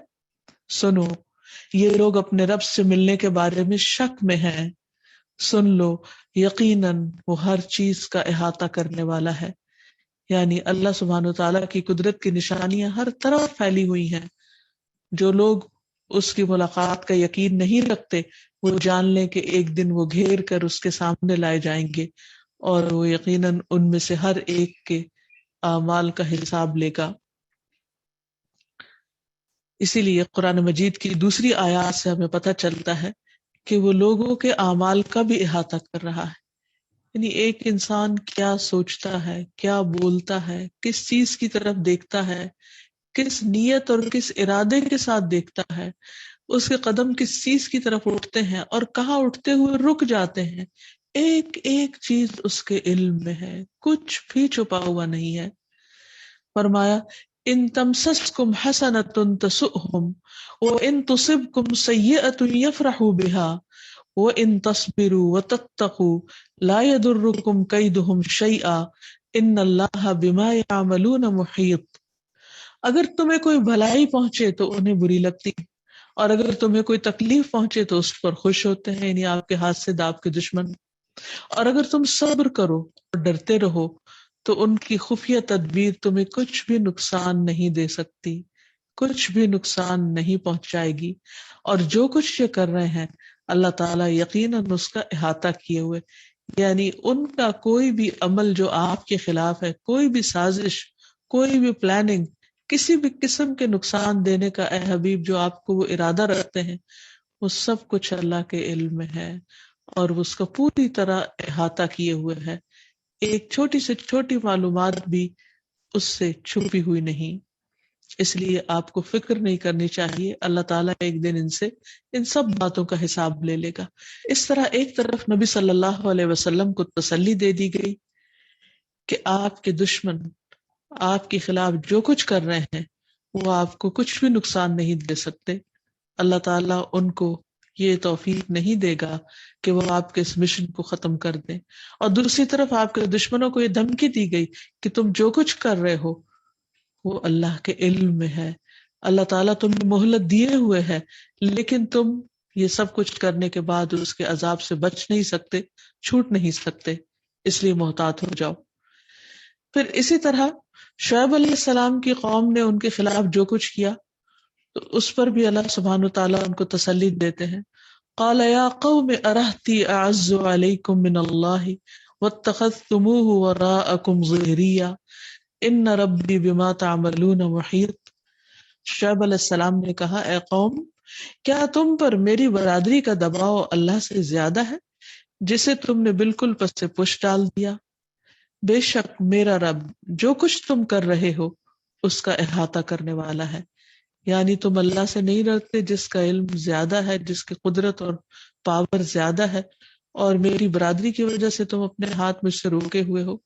तो बहरहाल अल्लाह सुब्हानो ताला ने इनको भी तसल्ली दे दी कि आपके दुश्मन आपका कुछ नहीं बिगाड़ सकते, क्योंकि वो सब जो कुछ कर रहे हैं वो सब कुछ अल्लाह की निगाह में है। फिर इसी तरह जो लोग अल्लाह के दीन के रास्ते से लोगों को रोकते हैं, अल्लाह ताला उनके आमाल का भी इहाता किए हुए है, उनके सारे अमाल से पूरी तरह बाखबर है। फरमाया, वला तकूनु कल्लज़ीना खरजू मिन दियारिहिम बतरन व रिया अन्नास व यसुद्दूना अन सबीलिल्लाह वल्लाहु बिमा यअमलून मुहीत। और उन लोगों की तरह ना हो जाना जो अपने घरों से इतराते हुए और लोगों को अपनी शान दिखलाते हुए निकले। ये लोग अल्लाह की राह से रोकते थे और जो कुछ वो करते हैं अल्लाह उनका अहाता किए हुए है, यानी उनके आमाल अल्लाह से छुपे हुए नहीं है। और काफिरों को, काफिरों के आमाल को, उनकी हरकत को ان کی کوششوں کو، سب کچھ کو اللہ سبحانہ تعالیٰ گھیرنے والا ہے. فرمایا واللہ محیط بالکافرین، اللہ کافروں کو گھیرنے والا ہے، یعنی وہ کہیں بھی بھاگ نہیں سکتے، نافرمانی کر کے بھی واپس اللہ ہی کے حضور لوٹیں گے.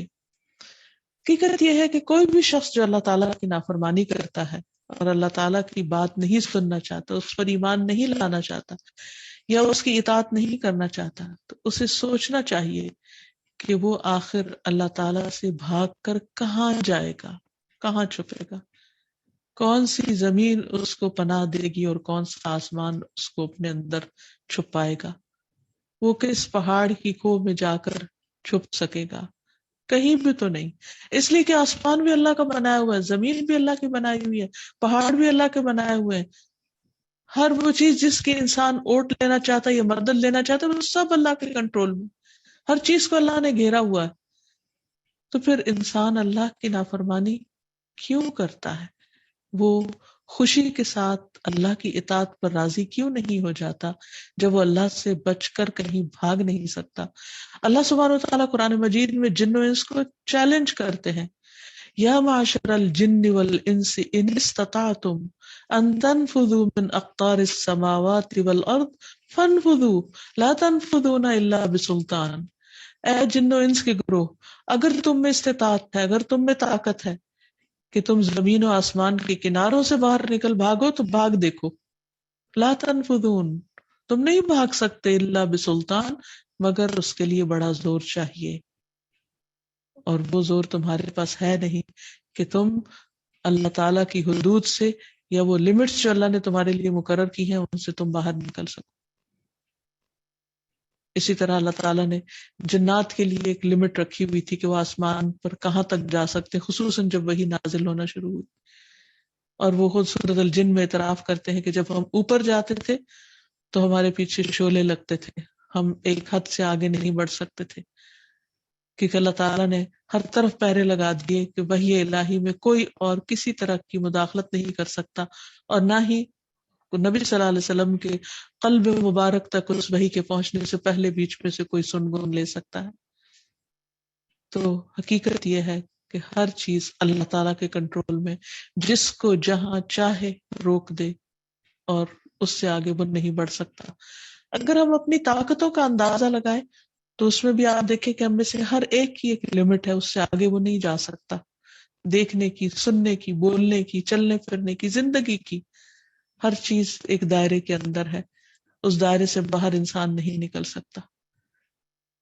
اس کے قدم ایک حد تک چل سکتے ہیں لیکن اس سے آگے نہیں جا سکتے. ہر چیز کو اللہ تعالیٰ نے گھیرا ہوا ہے، ہر چیز اس کی مرضی اور فیصلے کے مطابق ہوتی ہے. پھر یہ ہے کہ اللہ تعالیٰ نے علم کے اعتبار سے بھی ہر چیز کو گھیرا ہوا ہے.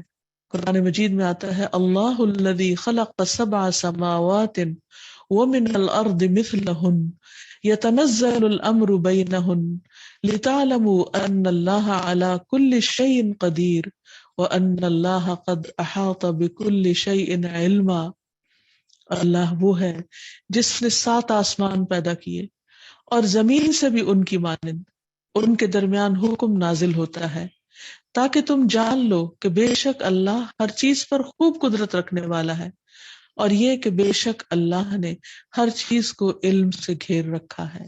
ہر چیز کو اللہ نے علم کے ساتھ گھیرا ہوا ہے، یعنی اس کے اوپر، اندر، باہر، ظاہر، باطن، چھوٹا بڑا، اس کا فائدہ نقصان، اس کا کام، ہر چیز اس کو خوب خوب معلوم ہے. اور کوئی بھی چیز اللہ سبحانہ و تعالیٰ کے اس علم سے باہر نہیں نکل سکتی.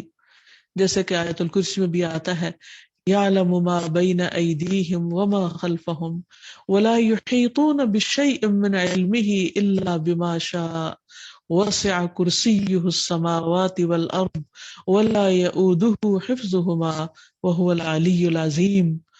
وہ جانتا ہے جو کچھ ان کے سامنے ہے اور جو ان کے پیچھے ہے، اور وہ اس کے علم میں سے کسی چیز کا احاطہ نہیں کرتے.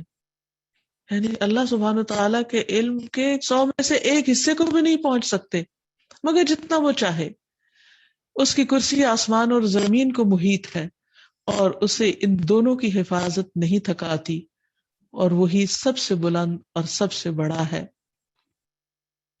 اس بات کو خضر علیہ السلام نے بہت اچھی طرح واضح کیا تھا موسیٰ علیہ السلام پر، جب وہ دونوں کشتی میں سوار ہو کر جا رہے تھے تو ایک چڑیا آئی جس نے سمندر سے چونچ میں ایک قطرہ پانی کا لیا۔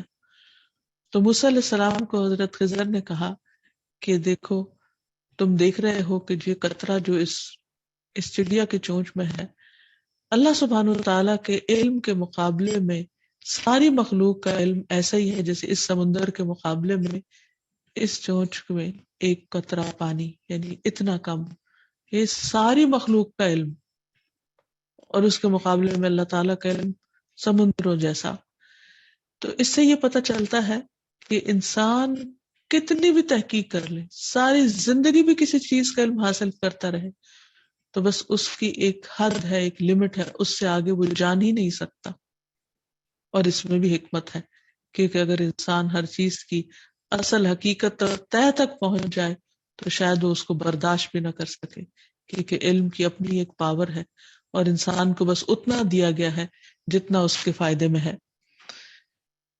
ایک اور جگہ پر فرمایا سورۃ طٰہٰ میں، یعلم ما بین ایدیہم وما خلفہم ولا یحیطون بہ علما، وہ جانتا ہے جو ان کے سامنے ہے اور جو ان کے پیچھے ہے، یعنی اللہ تعالیٰ انسان کے ماضی اور مستقبل کو جانتا ہے، اور وہ علم سے اس کا احاطہ نہیں کر سکتے۔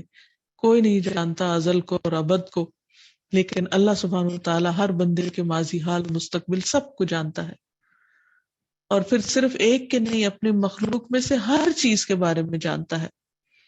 پھر چھپی باتوں کو اور لوگوں کی راتوں کے وقت دوسروں کے خلاف پلاننگ کو، اور خصوصاً نبی صلی اللہ علیہ وسلم کے خلاف منافقین کی سازشوں کو بھی اللہ سبحانہ وتعالیٰ خوب جانتا تھا۔ اس کا بھی ذکر قرآن مجید میں کیا گیا، یستخفون من الناس ولا یستخفون من اللہ وَهُوَ مَعَهُمْ إِذْ يُبَيِّتُونَ مَا لَا يَرْضَى مِنَ الْقَوْلِ وَكَانَ اللَّهُ بِمَا يَعْمَلُونَ مُحِيطًا۔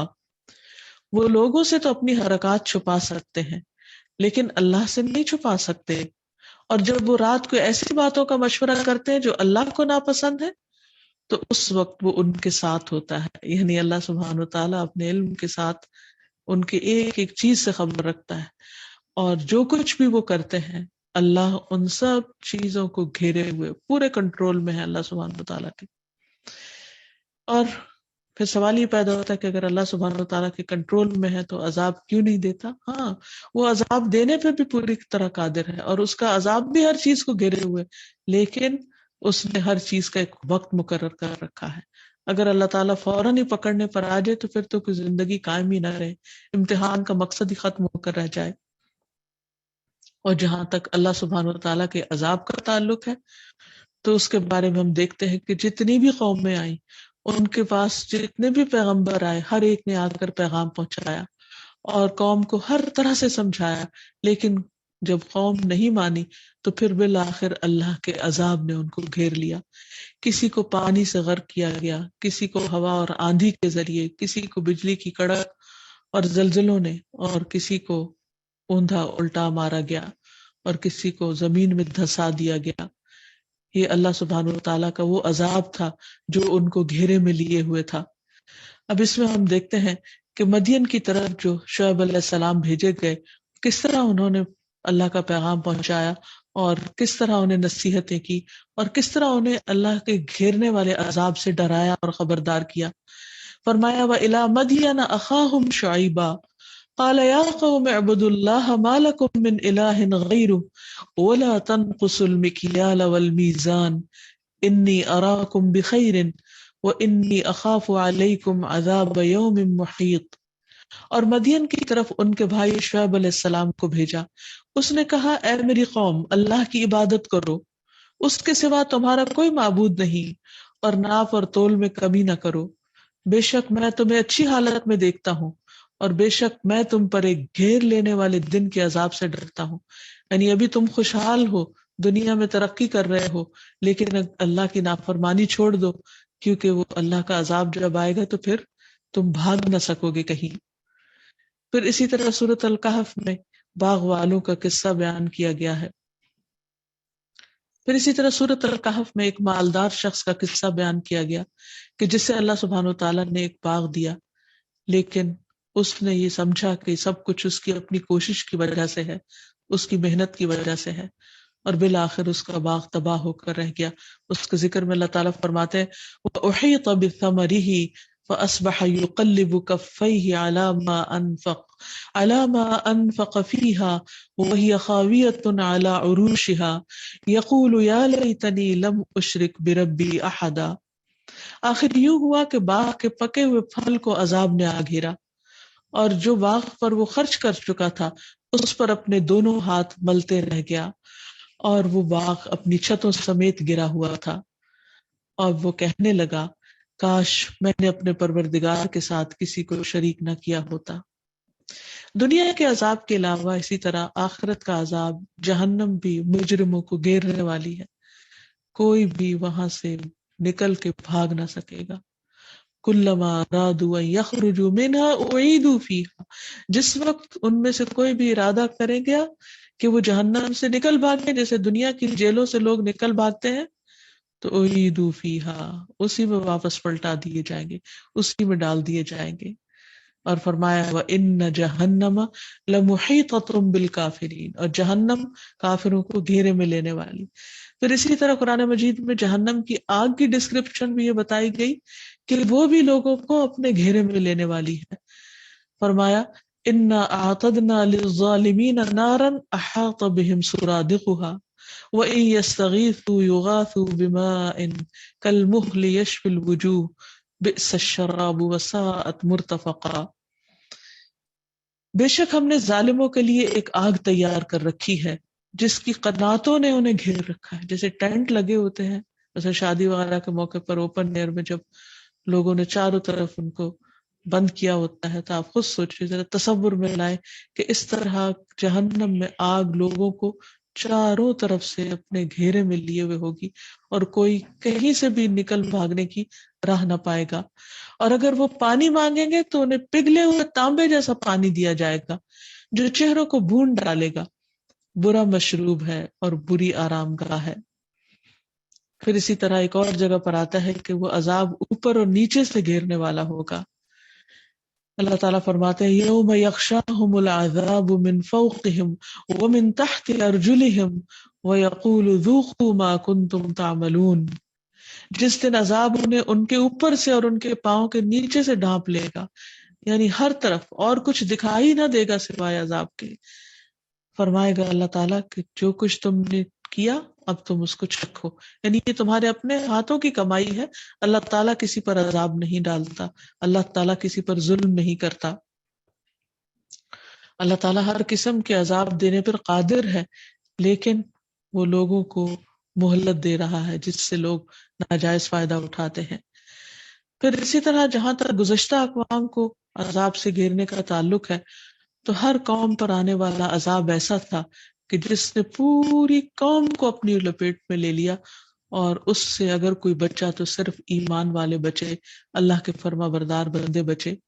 اس میں اللہ تعالیٰ فرماتے ہیں وَأَنَّهُ أَهْلَكَ عَادًا الْأُولَى وَثَمُودَ فَمَا أَبْقَى وَقَوْمَ نُوحٍ مِّن قَبْلُ إِنَّهُمْ كَانُوا هُمْ أَظْلَمَ وَأَطْغَى، اور اسی نے پہلی قوم عاد کو ہلاک کیا اور سمود کو، بس کسی کو باقی نہ چھوڑا، حالانکہ وہ بہت طاقتور قومیں تھی۔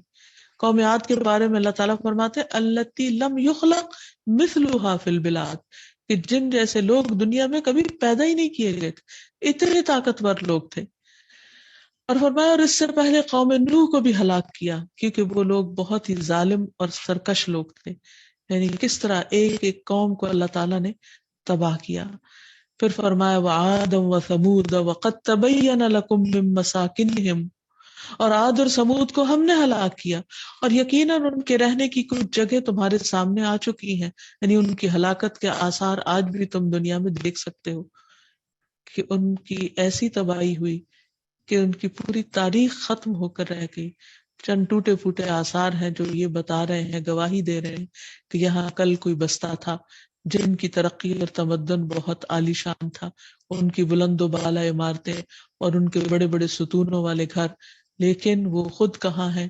وہ کیا بولتے تھے، کیا کھاتے تھے، انہوں نے یہ عمارتیں کیسے تعمیر کی، ان کا ہنر، ان کا فن، ان کا علم، ان کے سکلز، سب کے سمیت وہ دنیا سے رخصت ہو گئے، کیونکہ اللہ کے عذاب نے ان کی ہر چیز کو گھیرے میں لے لیا.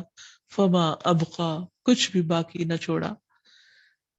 تو اللہ تعالیٰ فرماتے ہیں اور قارون اور فرعون اور حامان کو، اور بلا شبہ یقیناً ان کے پاس موسیٰ کھلی نشانیاں لے کر آئے تو وہ زمین میں بڑے بن بیٹھے اور وہ بچ نکلنے والے نہ تھے، ایسے گھیرے ہوئے تھے کہ وہ اللہ سے بھاگ نہیں سکتے تھے. تو ہم نے ہر ایک کو اس سے گناہ میں پکڑا. پھر ان میں سے کوئی وہ تھا جس پر ہم نے پتھراؤ والی ہوا بھیجی، اور ان میں سے کوئی وہ تھا جسے چیخ نے پکڑ لیا، ان میں سے کوئی وہ تھا جسے ہم نے زمین میں دسا دیا، ان میں سے کوئی وہ تھا جسے ہم نے غرق کر دیا. اور اللہ ایسا نہ تھا کہ ان پر ظلم کرے، لیکن وہ خود اپنے آپ پر ظلم کرتے تھے. تو گویا اللہ سبحانہ و تعالیٰ نے ان کو خوب پکڑا اور گھیرے میں لے لیا. پھر اسی طرح کچھ قوموں پر بارش کا عذاب آیا، اور گھیرنے والا عذاب ایسا تھا کہ کوئی بھی بچ نہ سکا، جس میں ہم نوح علیہ السلام کی قوم کو دیکھتے ہیں کہ کس طرح آسمان ان کے اوپر خوب برسنے لگا، اور زمین نے بھی پانی اگلنا شروع کر دیا، اور آسمان اور زمین کا پانی باہم مل گیا، اور عذاب نے پوری طرح قوم کو گھیرے میں لیا. کوئی نہ بچا، حتیٰ کہ نوح علیہ السلام کی اپنی بیوی اور بیٹا بھی نہ بچ سکے. صرف وہ بچے جو کشتی میں سوار ہوئے، انسانوں میں سے، جانوروں میں سے اور دیگر حیوانات میں سے. پھر اسی طرح قوم سبا پر جب سیلاب آیا تو وہ اتنا زوردار سیلاب تھا کہ کچھ بھی اس قوم کا باقی نہ بچا. اللہ تعالیٰ فرماتے ہیں قوم سبا کے لیے ان کے مسکن ہی میں ایک نشانی ہے. اس مسکن کے دائیں بائیں 2 باغ تھے.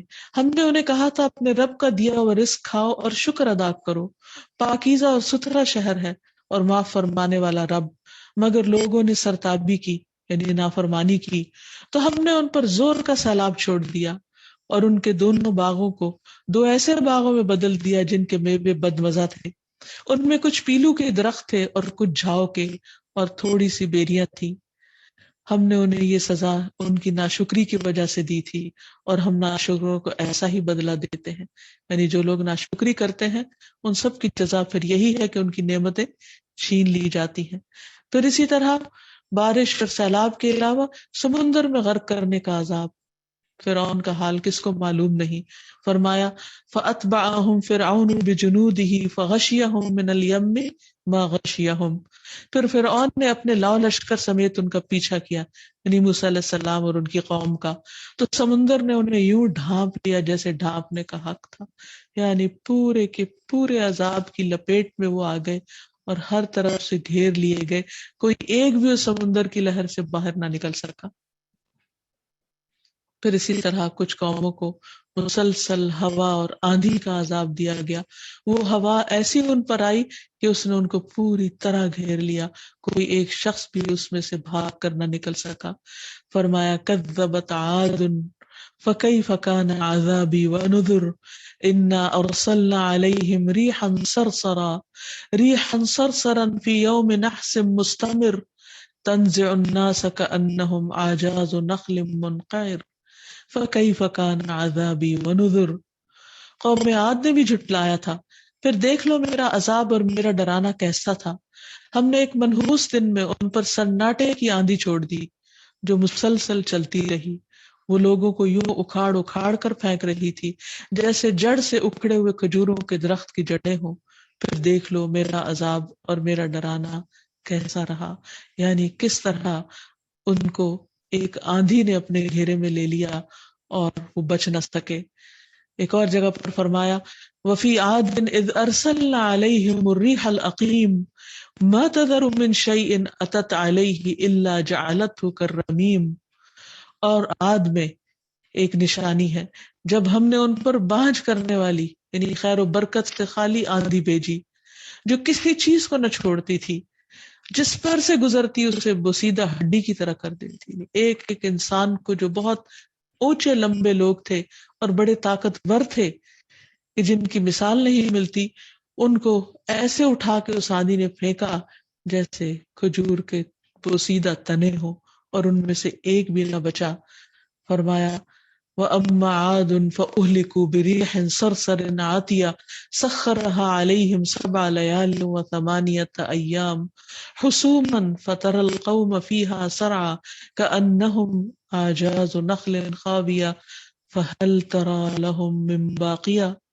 رہے عاد تو وہ سناٹے کی آندھی سے، سخت آندھی سے ہلاک کیے گئے۔ اللہ تعالیٰ نے اس آندھی کو ان پر متواتر 7 راتیں اور 8 دن مسلط کیے رکھا۔ آپ وہاں ہوتے تو دیکھتے کہ وہاں لوگ یوں چاروں شانے چت گرے پڑے ہیں جیسے وہ کھجوروں کے کھوکھلے تنے ہوں۔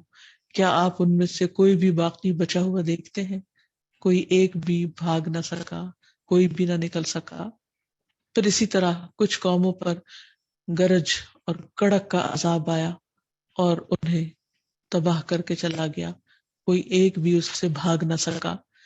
فرمایا وفی ثمود اذ قیل لهم تمتعوا حتی حین فعتوا عن امر ربهم فاخذتهم الصاعقة وهم ينظرون فما استطاعوا من قیام وما كانوا منتصرین۔ اور سمود میں بھی ایک نشانی چھوڑی جب ان سے کہا گیا کہ ایک خاص وقت تک مزے اڑا لو، مگر اس تنبیہ کے باوجود انہوں نے اپنے پروردگار کے حکم سے سرتابی کی تو ان کے دیکھتے ہی دیکھتے انہیں کڑک کے عذاب میں آ لیا۔ پھر نہ تو ان میں کھڑا ہونے کی سکت رہ گئی اور نہ ہی وہ اپنا بچاؤ کر سکے، یعنی ایسی کڑک تھی، ایسی بجلی گری کہ جس سے سبھی ختم ہو کر رہ گئے۔ ایک اور جگہ پر آتا ہے کہ ہم نے ان پر ایک چیخ بھیجی، یعنی ایک آواز نے ان کو ہلاک کر کے رکھ دیا۔ انا ارسلنا علیہم صیحۃ واحدہ فکانوا کہشیم المحتضر۔ بے شک ہم نے ان پر ایک گرج دار آواز بھیجی تو وہ یوں ہو گئے جیسے کسی باڑ لگانے والی کی سوکھی اور ٹوٹی ہوئی باڑ ہو، یعنی بالکل ٹوٹے پھوٹے جسم اور ہر چیز ملیا میٹ ہو کر رہ گئی، اور یہ صرف ایک آواز کا کرشمہ تھا۔ اللہ سبحانہ و تعالیٰ جب کسی کو عذاب میں پکڑتا ہے اور گھیرتا ہے تو کوئی بھی بچ کے نہیں نکل سکتا۔ پھر اسی طرح پتھروں کی بارش کا عذاب اللہ سبحانہ و تعالیٰ نے بھیجا اور ساتھ ہی زلزلہ۔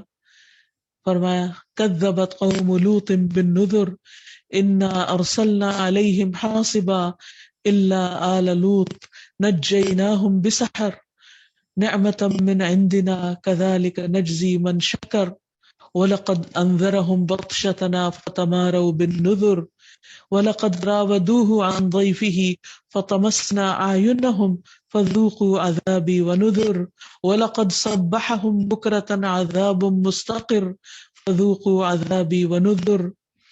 قوم لوط نے بھی ڈرانے والوں کو جھٹلایا تو ہم نے ان پر پتھر برسائے، مگر لوط کے گھر والوں کو ہم نے سحری کے وقت بچا کر نکال دیا۔ یہ ہماری طرف سے احسان تھا اور ہم شکر کرنے والے کو ایسی ہی جزا دیتے ہیں۔ لوط علیہ السلام نے انہیں ہماری گرفت سے یقیناً ڈرایا تھا، ہماری پکڑ سے ڈرایا تھا، مگر وہ اس تنبیہ کو مشکوک سمجھ کر باتیں بناتے رہے اور ان سے ان کے مہمانوں کا مطالبہ کرنے لگے، تو ہم نے ان کی آنکھوں کو بے نور بنا دیا۔ اور اب میرے عذاب اور میری تنبیہ کا مزہ چکھو۔ اور صبح سویرے ہی انہیں ایک نہ ٹلنے والے عذاب نے آ گھیرا، تو ہم نے کہا اب میرے عذاب اور میری تنبیہ کا مزہ چکھو۔ پھر اسی طرح تہ بتہ نشان زدہ پتھروں کی بارش تھی یہ، جس نے ہر ایک کو پکڑا، کوئی ایک بھی ایسا نہ تھا کہ جو اپنے جس کا نشانہ چوک گیا ہو اور وہ پتھر کہیں اور جا گرا ہو، یعنی اللہ تعالیٰ نے ان سب کو خوب خوب گھیرا۔ پھر اسی طرح ایک اور قوم پر گرمی اور آگ کے شعلوں کا عذاب آیا۔ پھر اسی طرح ہم دیکھتے ہیں کہ شعیب علیہ السلام کی قوم کو گرمی اور آگ کے شعلوں کے عذاب نے آ گھیرا اور وہ اس سے بھاگ کر کہیں نہ جا سکے۔ فرمایا وَلَمَّا جَاءَ أَمْرُنَا نَجَّيْنَا شُعَيْبًا وَالَّذِينَ آمَنُوا مَعَهُ بِرَحْمَةٍ مِنَّا وَأَخَذَتِ الَّذِينَ ظَلَمُوا الصَّيْحَةُ فَأَصْبَحُوا فِي دِيَارِهِمْ جَاثِمِينَ كَأَن لَّمْ يَغْنَوْا فِيهَا أَلَا بُعْدًا لِّمَدْيَنَ كَمَا بَعِدَتْ ثَمُودُ۔ جب ہمارا حکم آیا ہم نے شعیب کو اور ان لوگوں کو جو ان کے ہمراہ ایمان لائے تھے اپنی خاص رحمت سے بچا لیا، اور جن لوگوں نے ظلم کیا تھا انہیں ایک سخت چنگھاڑ نے ایسا پکڑا کہ وہ اپنے گھروں میں اوندے منہ پڑے کے پڑے رہ گئے، جیسے وہ کبھی آباد ہی نہ ہوئے تھے وہاں۔ سن لو مدین کے لیے ہلاکت جیسے سمود ہلاک کیے گئے۔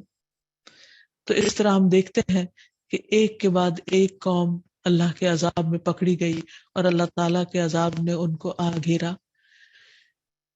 لیکن اس کے ساتھ ساتھ اللہ سبحانہ و تعالیٰ ایسا المحیط بھی ہے کہ جو اپنے فرما بردار بندوں کی حفاظت کرنے والا بھی ہے، اور جہاں وہ ایک طرف سزا دیتا ہے وہاں اس نے ان تمام قوموں میں سے سارے صالح افراد کو، نیک افراد کو اپنی رحمت سے بچا لیا اور اپنی حفاظت میں، اپنی پروٹیکشن میں ان کو اس عذاب سے محفوظ رکھا۔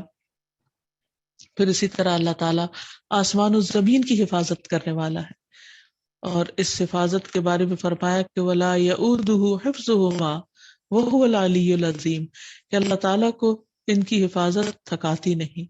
اب دیکھیے کہ دنیا میں اگر کسی کی بھی کوئی سیکیورٹی کی جاب ہو تو وہ کتنی جلدی اکتا جاتا ہے، کبھی اونگنے لگتا ہے، کبھی اس کو سونے کو دل چاہتا ہے، اور کبھی وہ غافل ہو جاتا ہے، تو اس کے ہوتے ہوئے بھی کئی کئی انتظامات کے باوجود بھی چوری اور ڈاکے پڑ جاتے ہیں۔ لیکن اللہ سبحانہ و تعالی نہ تھکتا ہے، نہ اسے اونگ آتی ہے، نہ نیند آتی ہے، اور وہ مسلسل اپنی ہر چیز کو نگاہ میں رکھتا ہے، ساری مخلوقات کی حفاظت کرتا ہے، اور ہر چیز کو اس کی حد کے اندر رکھا ہوا ہے، اور ہر چیز کے بارے میں خوب خوب جانتا بھی ہے۔ اگر اس علم کی بات سمجھ میں آ جائے تو اللہ تعالیٰ کی قدرت سمجھ میں آنے لگتی ہے۔ کبھی آپ باہر نکلیے، کسی سڑک کے کنارے، کسی کھیت میں جائیے اور وہاں پر پڑی ہوئی مٹی کو دیکھیے، گھاس کو دیکھیے، پودوں کو دیکھیے، پتوں کو دیکھیے، کلیوں کو دیکھیے، کبھی برستی بارش کو دیکھیے اور سوچئے کہ میرے رب کو ان میں سے ایک ایک پتے کے بارے میں علم ہے، ایک ایک تنکے کے بارے میں علم ہے، ایک ایک کلی کے بارے میں علم ہے۔ میرا رب ایک ایک ذرے کے بارے میں جانتا ہے۔ اگر کوئی شخص کہیں سے مٹی اٹھا کر کہیں اور منتقل کر دیتا ہے، اللہ تعالیٰ کو وہ بھی پتا ہے۔ اللہ تعالیٰ کو یہ بھی پتا ہے کہ زمین انسانوں کے جسم میں سے کیا کم کر رہی ہے اور کون سی چیزیں زمین سے باہر نکل کر گرو کر رہی ہیں۔ وہ ہر چیز کا علم رکھتا ہے اور ہر چیز کی حفاظت بھی کر رہا ہے، ان کی نگرانی کر رہا ہے، ان کے اعمال کا جائزہ لے رہا ہے، اور یہ چیز اس کو تھکاتی ہی نہیں۔ فرمایا وَرَبُّكَ عَلَىٰ كُلِّ شَيْءٍ حَفِيظٌ، اور تیرا رب ہر چیز پر پوری طرح حفیظ ہے، ہر چیز کی حفاظت کر رہا ہے۔ تو جب بندہ اللہ تعالیٰ کے اس نام کو سمجھ لیتا ہے کہ اللہ تعالیٰ المحیط ہے، ہر چیز کو گھیرے ہوئے، ہر چیز کی حفاظت کر رہا ہے، تو پھر اس کے مطابق انسان کو اپنے اعمال میں تبدیلی لانی چاہیے، اور اس نام کو بندے کی زندگی پر ایک مثبت طریقے سے اثر ہونا چاہیے۔ سب سے پہلی بات تو یہ کہ چونکہ اللہ تعالیٰ ہر چیز کو جانتا ہے، تو کبھی بھی انسان اللہ تعالیٰ کے اس علم سے نڈر نہ ہو، کبھی چھپ کے بھی غلط کام نہ کرے، کیونکہ اللہ تعالیٰ وہاں بھی دیکھتا ہے۔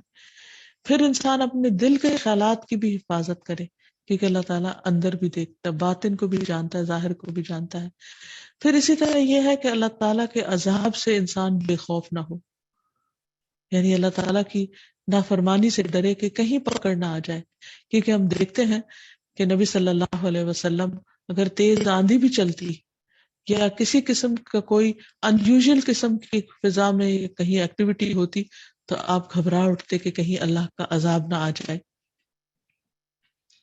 اور پھر ہم دیکھتے ہیں نبی صلی اللہ علیہ وسلم کی زوجہ حضرت عائشہ بیان کرتی ہیں کہ میں نے نبی صلی اللہ علیہ وسلم کو کبھی اس طرح کھل کر ہنستے نہیں دیکھا کہ آپ کے حلق کا کبا نظر آ جائے، بلکہ آپ تبسم فرمایا کرتے تھے، اور جب بھی آپ بادل یا ہوا دیکھتے تو گھبراہٹ اور اللہ کا خوف آپ کے چہرے مبارک سے پہچان لیا جاتا۔ تو میں نے آپ سے عرض کیا کہ یا رسول اللہ، جب لوگ بادل دیکھتے ہیں تو خوش ہوتے ہیں، یہ امید رکھتے ہوئے کہ اس سے بارش برسے گی، لیکن اس کے برخلاف میں آپ کو دیکھتی ہوں کہ آپ بادل دیکھتے ہیں تو ناگواری کا اثر آپ کے چہرے سے پہچان لیا جاتا ہے۔ آپ نے فرمایا اے عائشہ، مجھے یہ چیز بے خوف نہیں کرتی کہ اس میں عذاب نہ ہو۔ ایک قوم یعنی عاد، ہوا کے ساتھ عذاب دی گئی تھی، انہوں نے جب عذاب دیکھا تو بولے کہ یہ تو بادل ہے جو ہم پر برسے گا، لیکن اس میں سے آگ برس پڑی۔ تو اس لیے نبی صلی اللہ علیہ وسلم کبھی بھی بے خوف نہیں ہوئے تھے، بلکہ قرآن مجید میں آتا ہے کہ آپ کو کہا گیا قل انی اخاف ان عصیت ربی عذاب یوم عظیم، کہہ دیجئے کہ بے شک میں ایک بہت بڑے دن کے عذاب سے ڈرتا ہوں اگر میں اپنے رب کی نافرمانی کروں۔ سوچئے کون کہہ رہا ہے کس کو؟ اللہ سبحانہ و تعالیٰ فرما رہے ہیں نبی صلی اللہ علیہ وسلم کو کہ آپ ان کو بتا دیجئے کہ اگر میں اللہ کی نافرمانی کروں گا تو مجھے بھی کوئی نہیں بچا سکے گا، کیونکہ اللہ سبحانہ و تعالیٰ کی طاقت اور اس کا فیصلہ حتمی فیصلہ ہے۔ نبی صلی اللہ علیہ وسلم اپنی امت کے لیے بھی ڈرا کرتے تھے، ان کے لیے بھی پریشان ہوتے تھے۔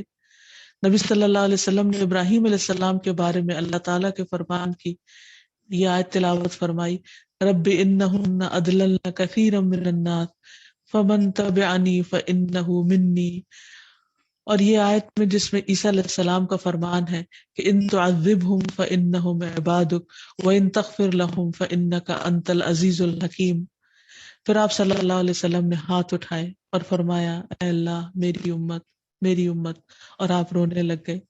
تو اللہ عز و جل نے فرمایا اے جبریل محمد صلی اللہ علیہ وسلم کے پاس جاؤ، حالانکہ تیرا رب خوب جانتا ہے، اور ان سے پوچھو کہ کیا چیز ان کو رلا رہی ہے۔ جبریل آپ کے پاس حاضر ہوئے اور رونے کی وجہ پوچھی تو رسول اللہ صلی اللہ علیہ وسلم نے انہیں بتایا، حالانکہ اللہ تعالیٰ سب سے زیادہ جاننے والا ہے۔ تو اللہ تعالیٰ نے فرمایا کہ اے جبریل جاؤ محمد صلی اللہ علیہ وسلم کی طرف اور ان سے کہہ دو کہ ہم آپ کو آپ کی امت کے بارے میں ضرور راضی کر دیں گے اور ہم آپ کو غمگین نہیں کریں گے، لیکن آپ ہمیشہ اپنی امت کے بارے میں فکر مند رہا کرتے تھے۔ تو ہمیں بھی بحیثیت امت کے کبھی بھی اللہ تعالیٰ کے عذاب سے بے فکر نہیں ہونا چاہیے، اللہ کے خوف سے امن میں نہیں ہونا چاہیے۔ اللہ تعالیٰ قرآن مجید میں فرماتے ہیں اَأَمِنْتُم مَّن فِي السَّمَاءِ أَن يَخْسِفَ بِكُمُ الْأَرْضَ، کیا تم امن میں آگے اس سے کہ جو تمہیں زمین کے اندر دھنسا دے؟ یعنی انسان کو اللہ کی نافرمانی کر کے کبھی نہیں سوچنا چاہیے کہ وہ کہیں بھاگ جائے گا، زمین بھی اس کی یا آسمان بھی اس کا ہے۔ وہ زمین کو ایک حکم دے اور انسان کو زمین سنک کر لے، جیسے قارون کو سنک کر لیا تھا اس کے فخر اور غرور اور تکبر کی وجہ سے۔ پھر اسی طرح یہ ہے کہ انسان کو عذاب کی جگہوں سے بھی تیزی سے گزرنا چاہیے، کہ جہاں کسی قوم پر کوئی عذاب آیا، جیسے نبی صلی اللہ علیہ وسلم تبوک کے موقع پر قوم ثبوت کے کھنڈرات کے پاس سے گزرے تو آپ نے فرمایا یہاں سے تیزی سے گزر چلو، کیونکہ یہاں ایک قوم پر عذاب آیا تھا۔ پھر کیونکہ اللہ سبحانہ تعالیٰ کا عذاب ہر طرف سے گھیرنے والا ہے، اس لیے انسان ہمیشہ اللہ تعالیٰ کی نافرمانی سے ڈرتا رہے۔ دوسری چیز یہ کہ انسان علم کو اللہ کے سپرد کرے، کبھی یہ نہ کہے کہ میں سب کچھ جانتا ہوں، کیونکہ علم کا تکبر اور علم کا غرور اللہ تعالیٰ کو پسند نہیں۔ اللہ تعالیٰ سب سے زیادہ جانتا اور بندوں میں سے بھی کوئی عقل کل نہیں اور کوئی علم کامل نہیں رکھتا۔ فرمایا وفوق کل ذی علم علیم، اصل علم اللہ کا ہے اور اللہ تعالیٰ ہر ایک کے علم کو گھیرے ہوئے ہے۔ پھر اسی طرح ہمیشہ علم کی نسبت اللہ تعالیٰ کی طرف کرنی چاہیے کہ یہ مجھے میرے رب نے سکھایا ہے، جیسے یوسف علیہ السلام نے خوابوں کی تعبیر کے بارے میں فرمایا کہ یہ وہ علم ہے جو میرے رب نے مجھے عطا کیا ہے، یعنی میرا اپنا اس میں کمال نہیں۔ اسی طرح ہم دیکھتے ہیں کہ علماء جو فتاوی لکھتے ہیں تو ہمیشہ آخر میں کہتے ہیں واللہ عالم، کہ اللہ زیادہ جانتا ہے۔ اس لیے انسان کو کبھی بھی اپنے علم کو کافی نہیں سمجھنا چاہیے، اور جو کچھ ہمارے پاس ہے وہ صرف اللہ کی توفیق سے ہے۔ اور صحابہ کرام کا طریقہ یہ تھا کہ جب آپ ان سے سوال کرتے تھے تو وہ کہتے تھے کہ اللہ و رسولہ عالم، اللہ اور اس کا رسول ہی زیادہ جانتے ہیں۔ اور پھر اپنے آپ کو یہ سمجھنا کہ میرے پاس دوسروں کی نسبت زیادہ علم ہے، یہ بھی ایک حماقت کی بات ہے، کیونکہ انسان نہیں جانتا کہ کس وقت اس کو جو دیا ہو گیا علم ہے وہ اس سے لے لیا جائے اور اس کے حافظے سے محو کر لیا جائے۔ اور نہیں معلوم کہ جس شخص کو انسان یہ سمجھتا ہو کہ وہ کچھ نہیں جانتا، وہ بہت سی ایسی چیزوں کے بارے میں کہنے والے سے زیادہ علم رکھتا ہو۔ تو اس لیے علم کے معاملے میں انسان کو ہمیشہ عاجزی اختیار کرنی چاہیے، تاکہ اس کے اندر یہ تڑپ باقی رہے کہ وہ زیادہ سے زیادہ علم حاصل کرنے کے لیے کوشش بھی کرے اور دعا بھی کرے، وہ دعا جو اللہ تعالیٰ نے اپنے نبی محمد صلی اللہ علیہ وسلم کو سکھائی، وَقُلْ رَبِّ زِدْنِی عِلْمًا۔ اور آخر میں یہ کہ اللہ تعالیٰ کے اس نام کو سامنے رکھتے ہوئے انسان اللہ تعالیٰ سے دعائیں بھی کرے، صبح و شام اللہ تعالیٰ کے عذاب سے بچنے کی دعا کرتا رہے۔ आफियत की दुआ करता रहे। अल्लाहुम्मा इन्नी असअलुकल आफियत फिद दुनिया वल आखिरा, अल्लाहुम्मा इन्नी असअलुकल अफ़्व वल आफियत फी दीनी व दुनियाया व अहली व माली, अल्लाहुम्मा अस्तर औराती व आमिर रवाती, अल्लाहुम्मा अहफ़ज़नी मिन बैनि यदैया व मिन खल्फ़ी व अन यमीनी व अन शिमाली व मिन फ़ौक़ी व अऊज़ु बिअज़मतिका अन उग़ताला मिन तहती। ए अल्लाह, मैं दुनिया और आखिरत में तुझसे आफियत का सवाल करता हूँ। ए अल्लाह, मैं तुझसे अपनी दुनिया और दीन, अपने अहल खाना और माल के मुतल्लिक दरगुजर और आफियत का सवाल करता हूँ। ए अल्लाह, मेरे उयूब पर पर्दा डाल दे और खौफ से मुझे अमन अता कर। ए अल्लाह, मेरी हिफाजत फरमा, मेरे सामने से, मेरे पीछे से, मेरे दाएं से, मेरे बाएं से और मेरे ऊपर से। और मैं आपकी अजमत की पनाह पकड़ता हूँ कि मैं अपने नीचे से हलाक किया जाऊं, यानी जमीन में कहीं धंस न जाऊं। तो बंदा मोमिन हमेशा अल्लाह ताला से डरता रहे और दुआ करता रहे कि अल्लाह ताला उसको अपनी आफियत में रखे, अपनी पनाह में रखे और अपने गजब से महफूज रखे। जैसे एक और दुआ में आता है, नबी सल्लल्लाहु अलैहि वसल्लम नमाज में ये दुआ पढ़ रहे थे, अल्लाहुम्मा अऊज़ु बिरिदाका मिन सखतिका व बिमुआफातिका मिन उकूबतिका व अऊज़ु बिका मिनका ला उहसी सनाअन अलैका अंत कमा अथनैता अला नफ्सिक। ऐ अल्लाह, मैं तेरी नाराजगी से, तेरी रजामंदी की और तेरी सजा से, तेरी माफी की पनाह चाहता हूँ, और मैं तुझसे डर कर तेरी ही पनाह में आता हूँ। मैं तेरी तारीफ करने की ताकत नहीं रखता, तू वैसा ही है जैसा कि तूने खुद अपनी सना बयान की है। तो हकीकत यह है कि इंसान हमेशा अल्लाह ताला से डरता रहे और जिंदगी का हर लम्हा अल्लाह की मर्जी के मुताबिक गुजारने की कोशिश करे। इंसान है जब भूल जाए तो फौरन पलटे, अल्लाह ताला से माफी मांगे, क्योंकि इंसान भूल जाता है, अल्लाह ताला नहीं भूलता। और इंसान समझता है कि उसने, किसी ने उसको गलत काम करते देखा नहीं, जबकि अल्लाह ताला देख रहा होता है। तो अल्लाह ताला हमें इसकी तौफीक दे कि हम अल्लाह ताला की इस सिफत को समझें और इसके मुताबिक अपने अमल को तब्दील करें। अल्लाह ताला हम सब का हामी और नासिर हो और हम सबको अपनी हिफाजत में रखे। व आखिर दावाना अनिल हम्दुलिल्लाहि रब्बिल आलमीन। सुब्हानक अल्लाहुम्मा व बिहम्दिका अशहदु अल्ला इलाहा इल्ला अंता अस्तगफिरुका व अतूबु इलैक। अस्सलामु अलैकुम व रहमतुल्लाहि व बरकातुहू। أنت القاهر يا الله، أنت الحسيب يا الله، أنت الشافي يا الله، أنت المبين يا الله، أنت الوكيل يا الله، أنت القيوم يا الله، أنت المتين يا الله، أنت السبوح يا الله. لا إله إلا الله محمد رسول الله، لا إله إلا الله محمد رسول الله.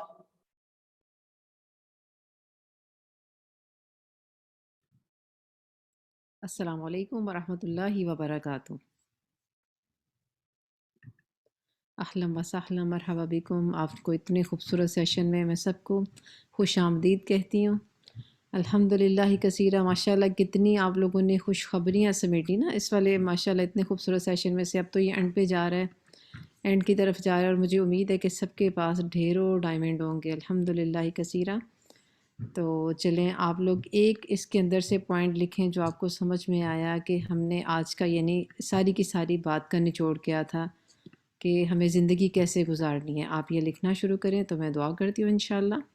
نحمدہ و نصلی علی رسولہ الکریم، اما بعد، فاعوذ باللہ من الشیطان الرجیم، بسم اللہ الرحمن الرحیم، رب اشرح لی صدری ویسر لی امری واحلل عقدۃ من لسانی یفقہوا قولی، ربنا زدنا علما، اللہم فقہنا فی الدین، ربی یسر ولا تعسر وتمم بالخیر، آمین۔ جی سسٹر فضی نے لکھا ہے ہائڈ ادرس فلاز اینڈ اللہ ول ہائڈ مائن، انشاءاللہ۔ جی بارک اللہ فیک سسٹر لوگوں کی، جی بارک اللہ فیک، الحمدللہ سسٹر صوبیہ، بہت اچھی ماشاءاللہ سے باتیں، اللہ تعالیٰ آپ لوگوں کے علم کو مبارک کریں۔ ماشاءاللہ یہی چیزیں ہیں کہ دیکھیں جو ڈاکٹر صاحبہ تو بتاتی ہیں اور ہم لوگ اس کو سیکھ رہے ہوتے ہیں، لیکن ایک چیز وہ ہوتی ہے کہ جو مجھے ٹچ کی اور میں نے اس سے اپنے عمل کو بدلنا ہے، یعنی یہ کام میں کرتی تھی، آئندہ میں نے نہیں کرنا، میں نے بچوں کو بھی بتانا ہے کہ یہ چیز ہم غلط کرتے تھے اور اس چیز کو چینج کرنا ہے، کہ یعنی زندگی اپنی گزارنے کے لیے جو ہے نا وہ چیزیں ہم نے ضرور لکھنی ہے انشاءاللہ تعالی. عمل کی بات ہر لیکچر میں سے لکھنی ہے انشاءاللہ. اللہ سبحانہ تعالی ہمیں عمل کرنے والا بنائے، آمین یا رب العالمین. الستیر، دیکھیں اس کو صحیح طریقے سے پروناؤنس کرنا بھی سکھایا الحمدللہ ڈاکٹر صاحبہ نے. بہت زیادہ پردہ ڈالنے والا. تو اللہ سبحانہ تعالیٰ کی یہ کتنی خوبصورت صفت ہے نا، بہت زیادہ پردہ. اللہ تعالیٰ کس طرح پردہ ڈالتے ہیں، یہ نہیں صرف دیکھتے رہنا کہ اچھا میں بتاؤں یا نہ بتاؤں کسی کو، نہیں، یہ معاملہ اس طرح نہیں ہے. پوری طرح سے ڈھانپنا، چھپانا، پردہ پوشی کرنا، حفاظت کرنے والا، یعنی اس چیز کی حفاظت بھی کرنی. سبحان اللہ. ایک تو ہوتا ہے نا ڈھانپنا، ایک اس کی حفاظت کرنا کہ کسی اور کو بھی پتہ نہیں چلے اس چیز کا. تو اللہ تعالیٰ ہمارے اندر بھی ایسا اخلاص لکھ کے آئیں کہ اگر دوسروں کی کوئی ایسی کمی، کوئی برائی، کوئی اس طرح کی چیز ہمیں پتہ چلتی ہے تو ہم اس کو چھپانے والے بنیں. آمین. اور الستیر، اللہ سبحانہ تعالیٰ کا نام کہاں پہ آیا، یہ آپ لوگ اس ادھر دیکھ رہے ہیں کہ یہ قرآن پاک میں تو نہیں نہ آیا یہ نام. سنن نسائی کی حدیث میں بیان ہوا ہے، اور اس کا ہے کہ بے شک اللہ عز و جل حلیم ہے، حیا کرنے والا، پردہ پوشی کرنے والا، اور وہ حیا اور پردہ پوشی کو پسند کرتا ہے. سبحان اللہ و بحمدہ، سبحان اللہ العظیم.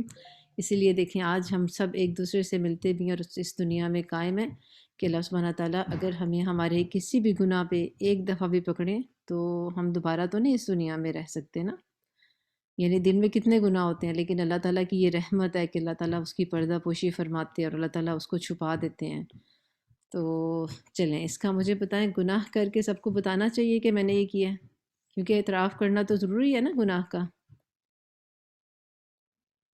بارک اللہ فیک، بارک اللہ فیک، ماشاء اللہ ماشاء اللہ. سسٹر عائشہ، سسٹر فضی، سسٹر صوبیہ، الحمدللہ. کبھی بھی نہ ایسے کام نہیں کرنا چاہیے. جب اللہ سبحانہ تعالیٰ نے ہمارے کسی گناہ پہ پردہ ڈال دیا تو اس کو ہمیں چھپا ہی رہنے دینا چاہیے. سب سے پہلے تو گناہ سے دور رہیں، گناہ ہو جاتا ہے، اور اللہ سبحانہ تعالیٰ نے جب اس کو چھپایا تو ہمیں بھی اس کو چھپانا ہے انشاءاللہ. اور اس کی وضاحت اس حدیث میں ہے الحمدللہ. رسول اللہ صلی اللہ علیہ وآلہ وسلم نے فرمایا، یہ حدیث کا مفہوم ہے کہ میری تمام امت کو معاف کر دیا جائے گا سوائے کھلم کھلا گناہ کرنے والوں کو. اور کھلم کھلا گناہوں کے کرنے میں یہ بات بھی شامل ہے کہ ایک شخص رات کو کوئی کام گناہ کرے گا اور اس کے باوجود اللہ نے اس کے گناہ کو چھپا دیا، مگر صبح ہونے پر وہ کہے گا کہ اے فلاں میں نے کل رات یہ کیا تھا.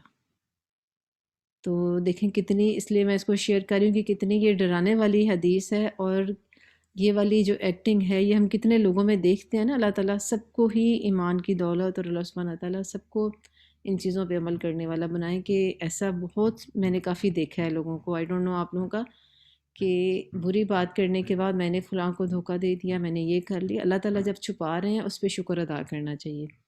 تو انشاءاللہ اس عادت کو بھی ہم نے اپنے اندر سے ختم کرنا ہے. تو عمل کی بات یہی ہے، اپنے لیے گناہوں کی تشہیر نہیں کرنی. گناہ ہو جاتا ہے، دوسروں کو بتانے کی ضرورت نہیں ہے، اللہ تعالیٰ سے معافی مانگنی ہے. اگر اللہ نے معاف کر دیا تو ہماری معافی ہے الحمدللہ.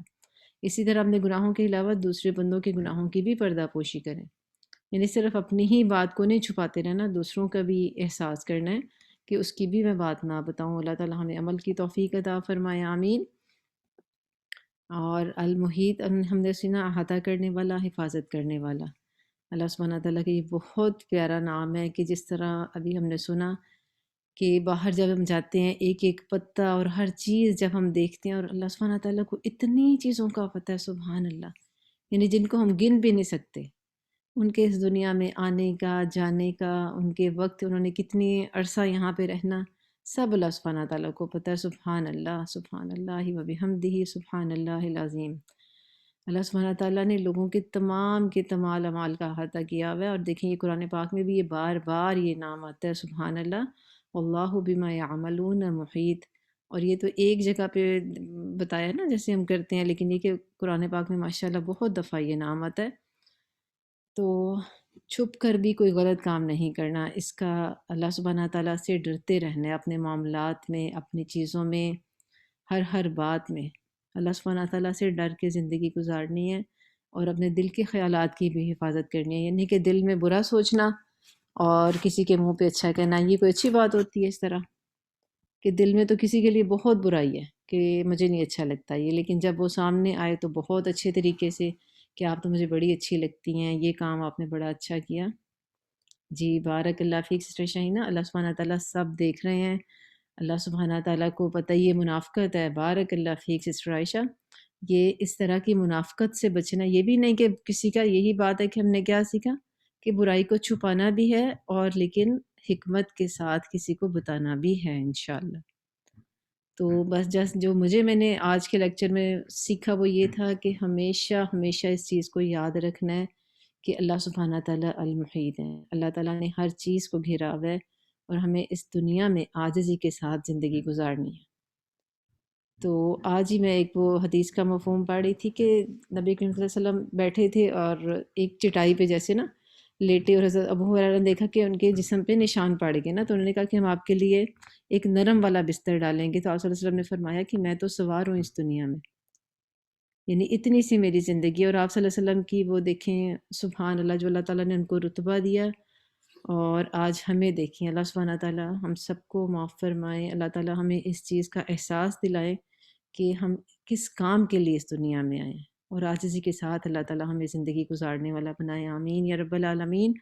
جزاک اللہ خیر، بارک اللہ فیک، آپ لوگوں نے ماشاءاللہ سے بہت اچھے طریقے سے پارٹیسپیٹ کیا، اور آپ لوگوں کے ماشاءاللہ نوٹس بھی بڑے اچھے ہیں۔ چلے ماشاءاللہ اینڈ کی طرف آئی تھنک 2 اور اس کے سیشن رہ گئے ہیں، تو اللہ سبحانہ تعالیٰ اس چیز کو آپ لوگوں کا آنا قبول فرمائے، اللہ تعالیٰ آپ سب کو اپنے حفظ و امان میں رکھے، ہر طرح کی برائی سے، ہر طرح کی بیماری سے، ہر آزمائش سے بچا کے رکھیں، آمین یا رب العالمین۔ ربنا تقبل منا انك انت السميع العليم وتب علينا انك انت التواب الرحيم سبحانك اللهم وبحمدك اشهد ان لا اله الا انت استغفرك واتوب اليك۔ السلام علیکم ورحمۃ اللہ وبرکاتہ۔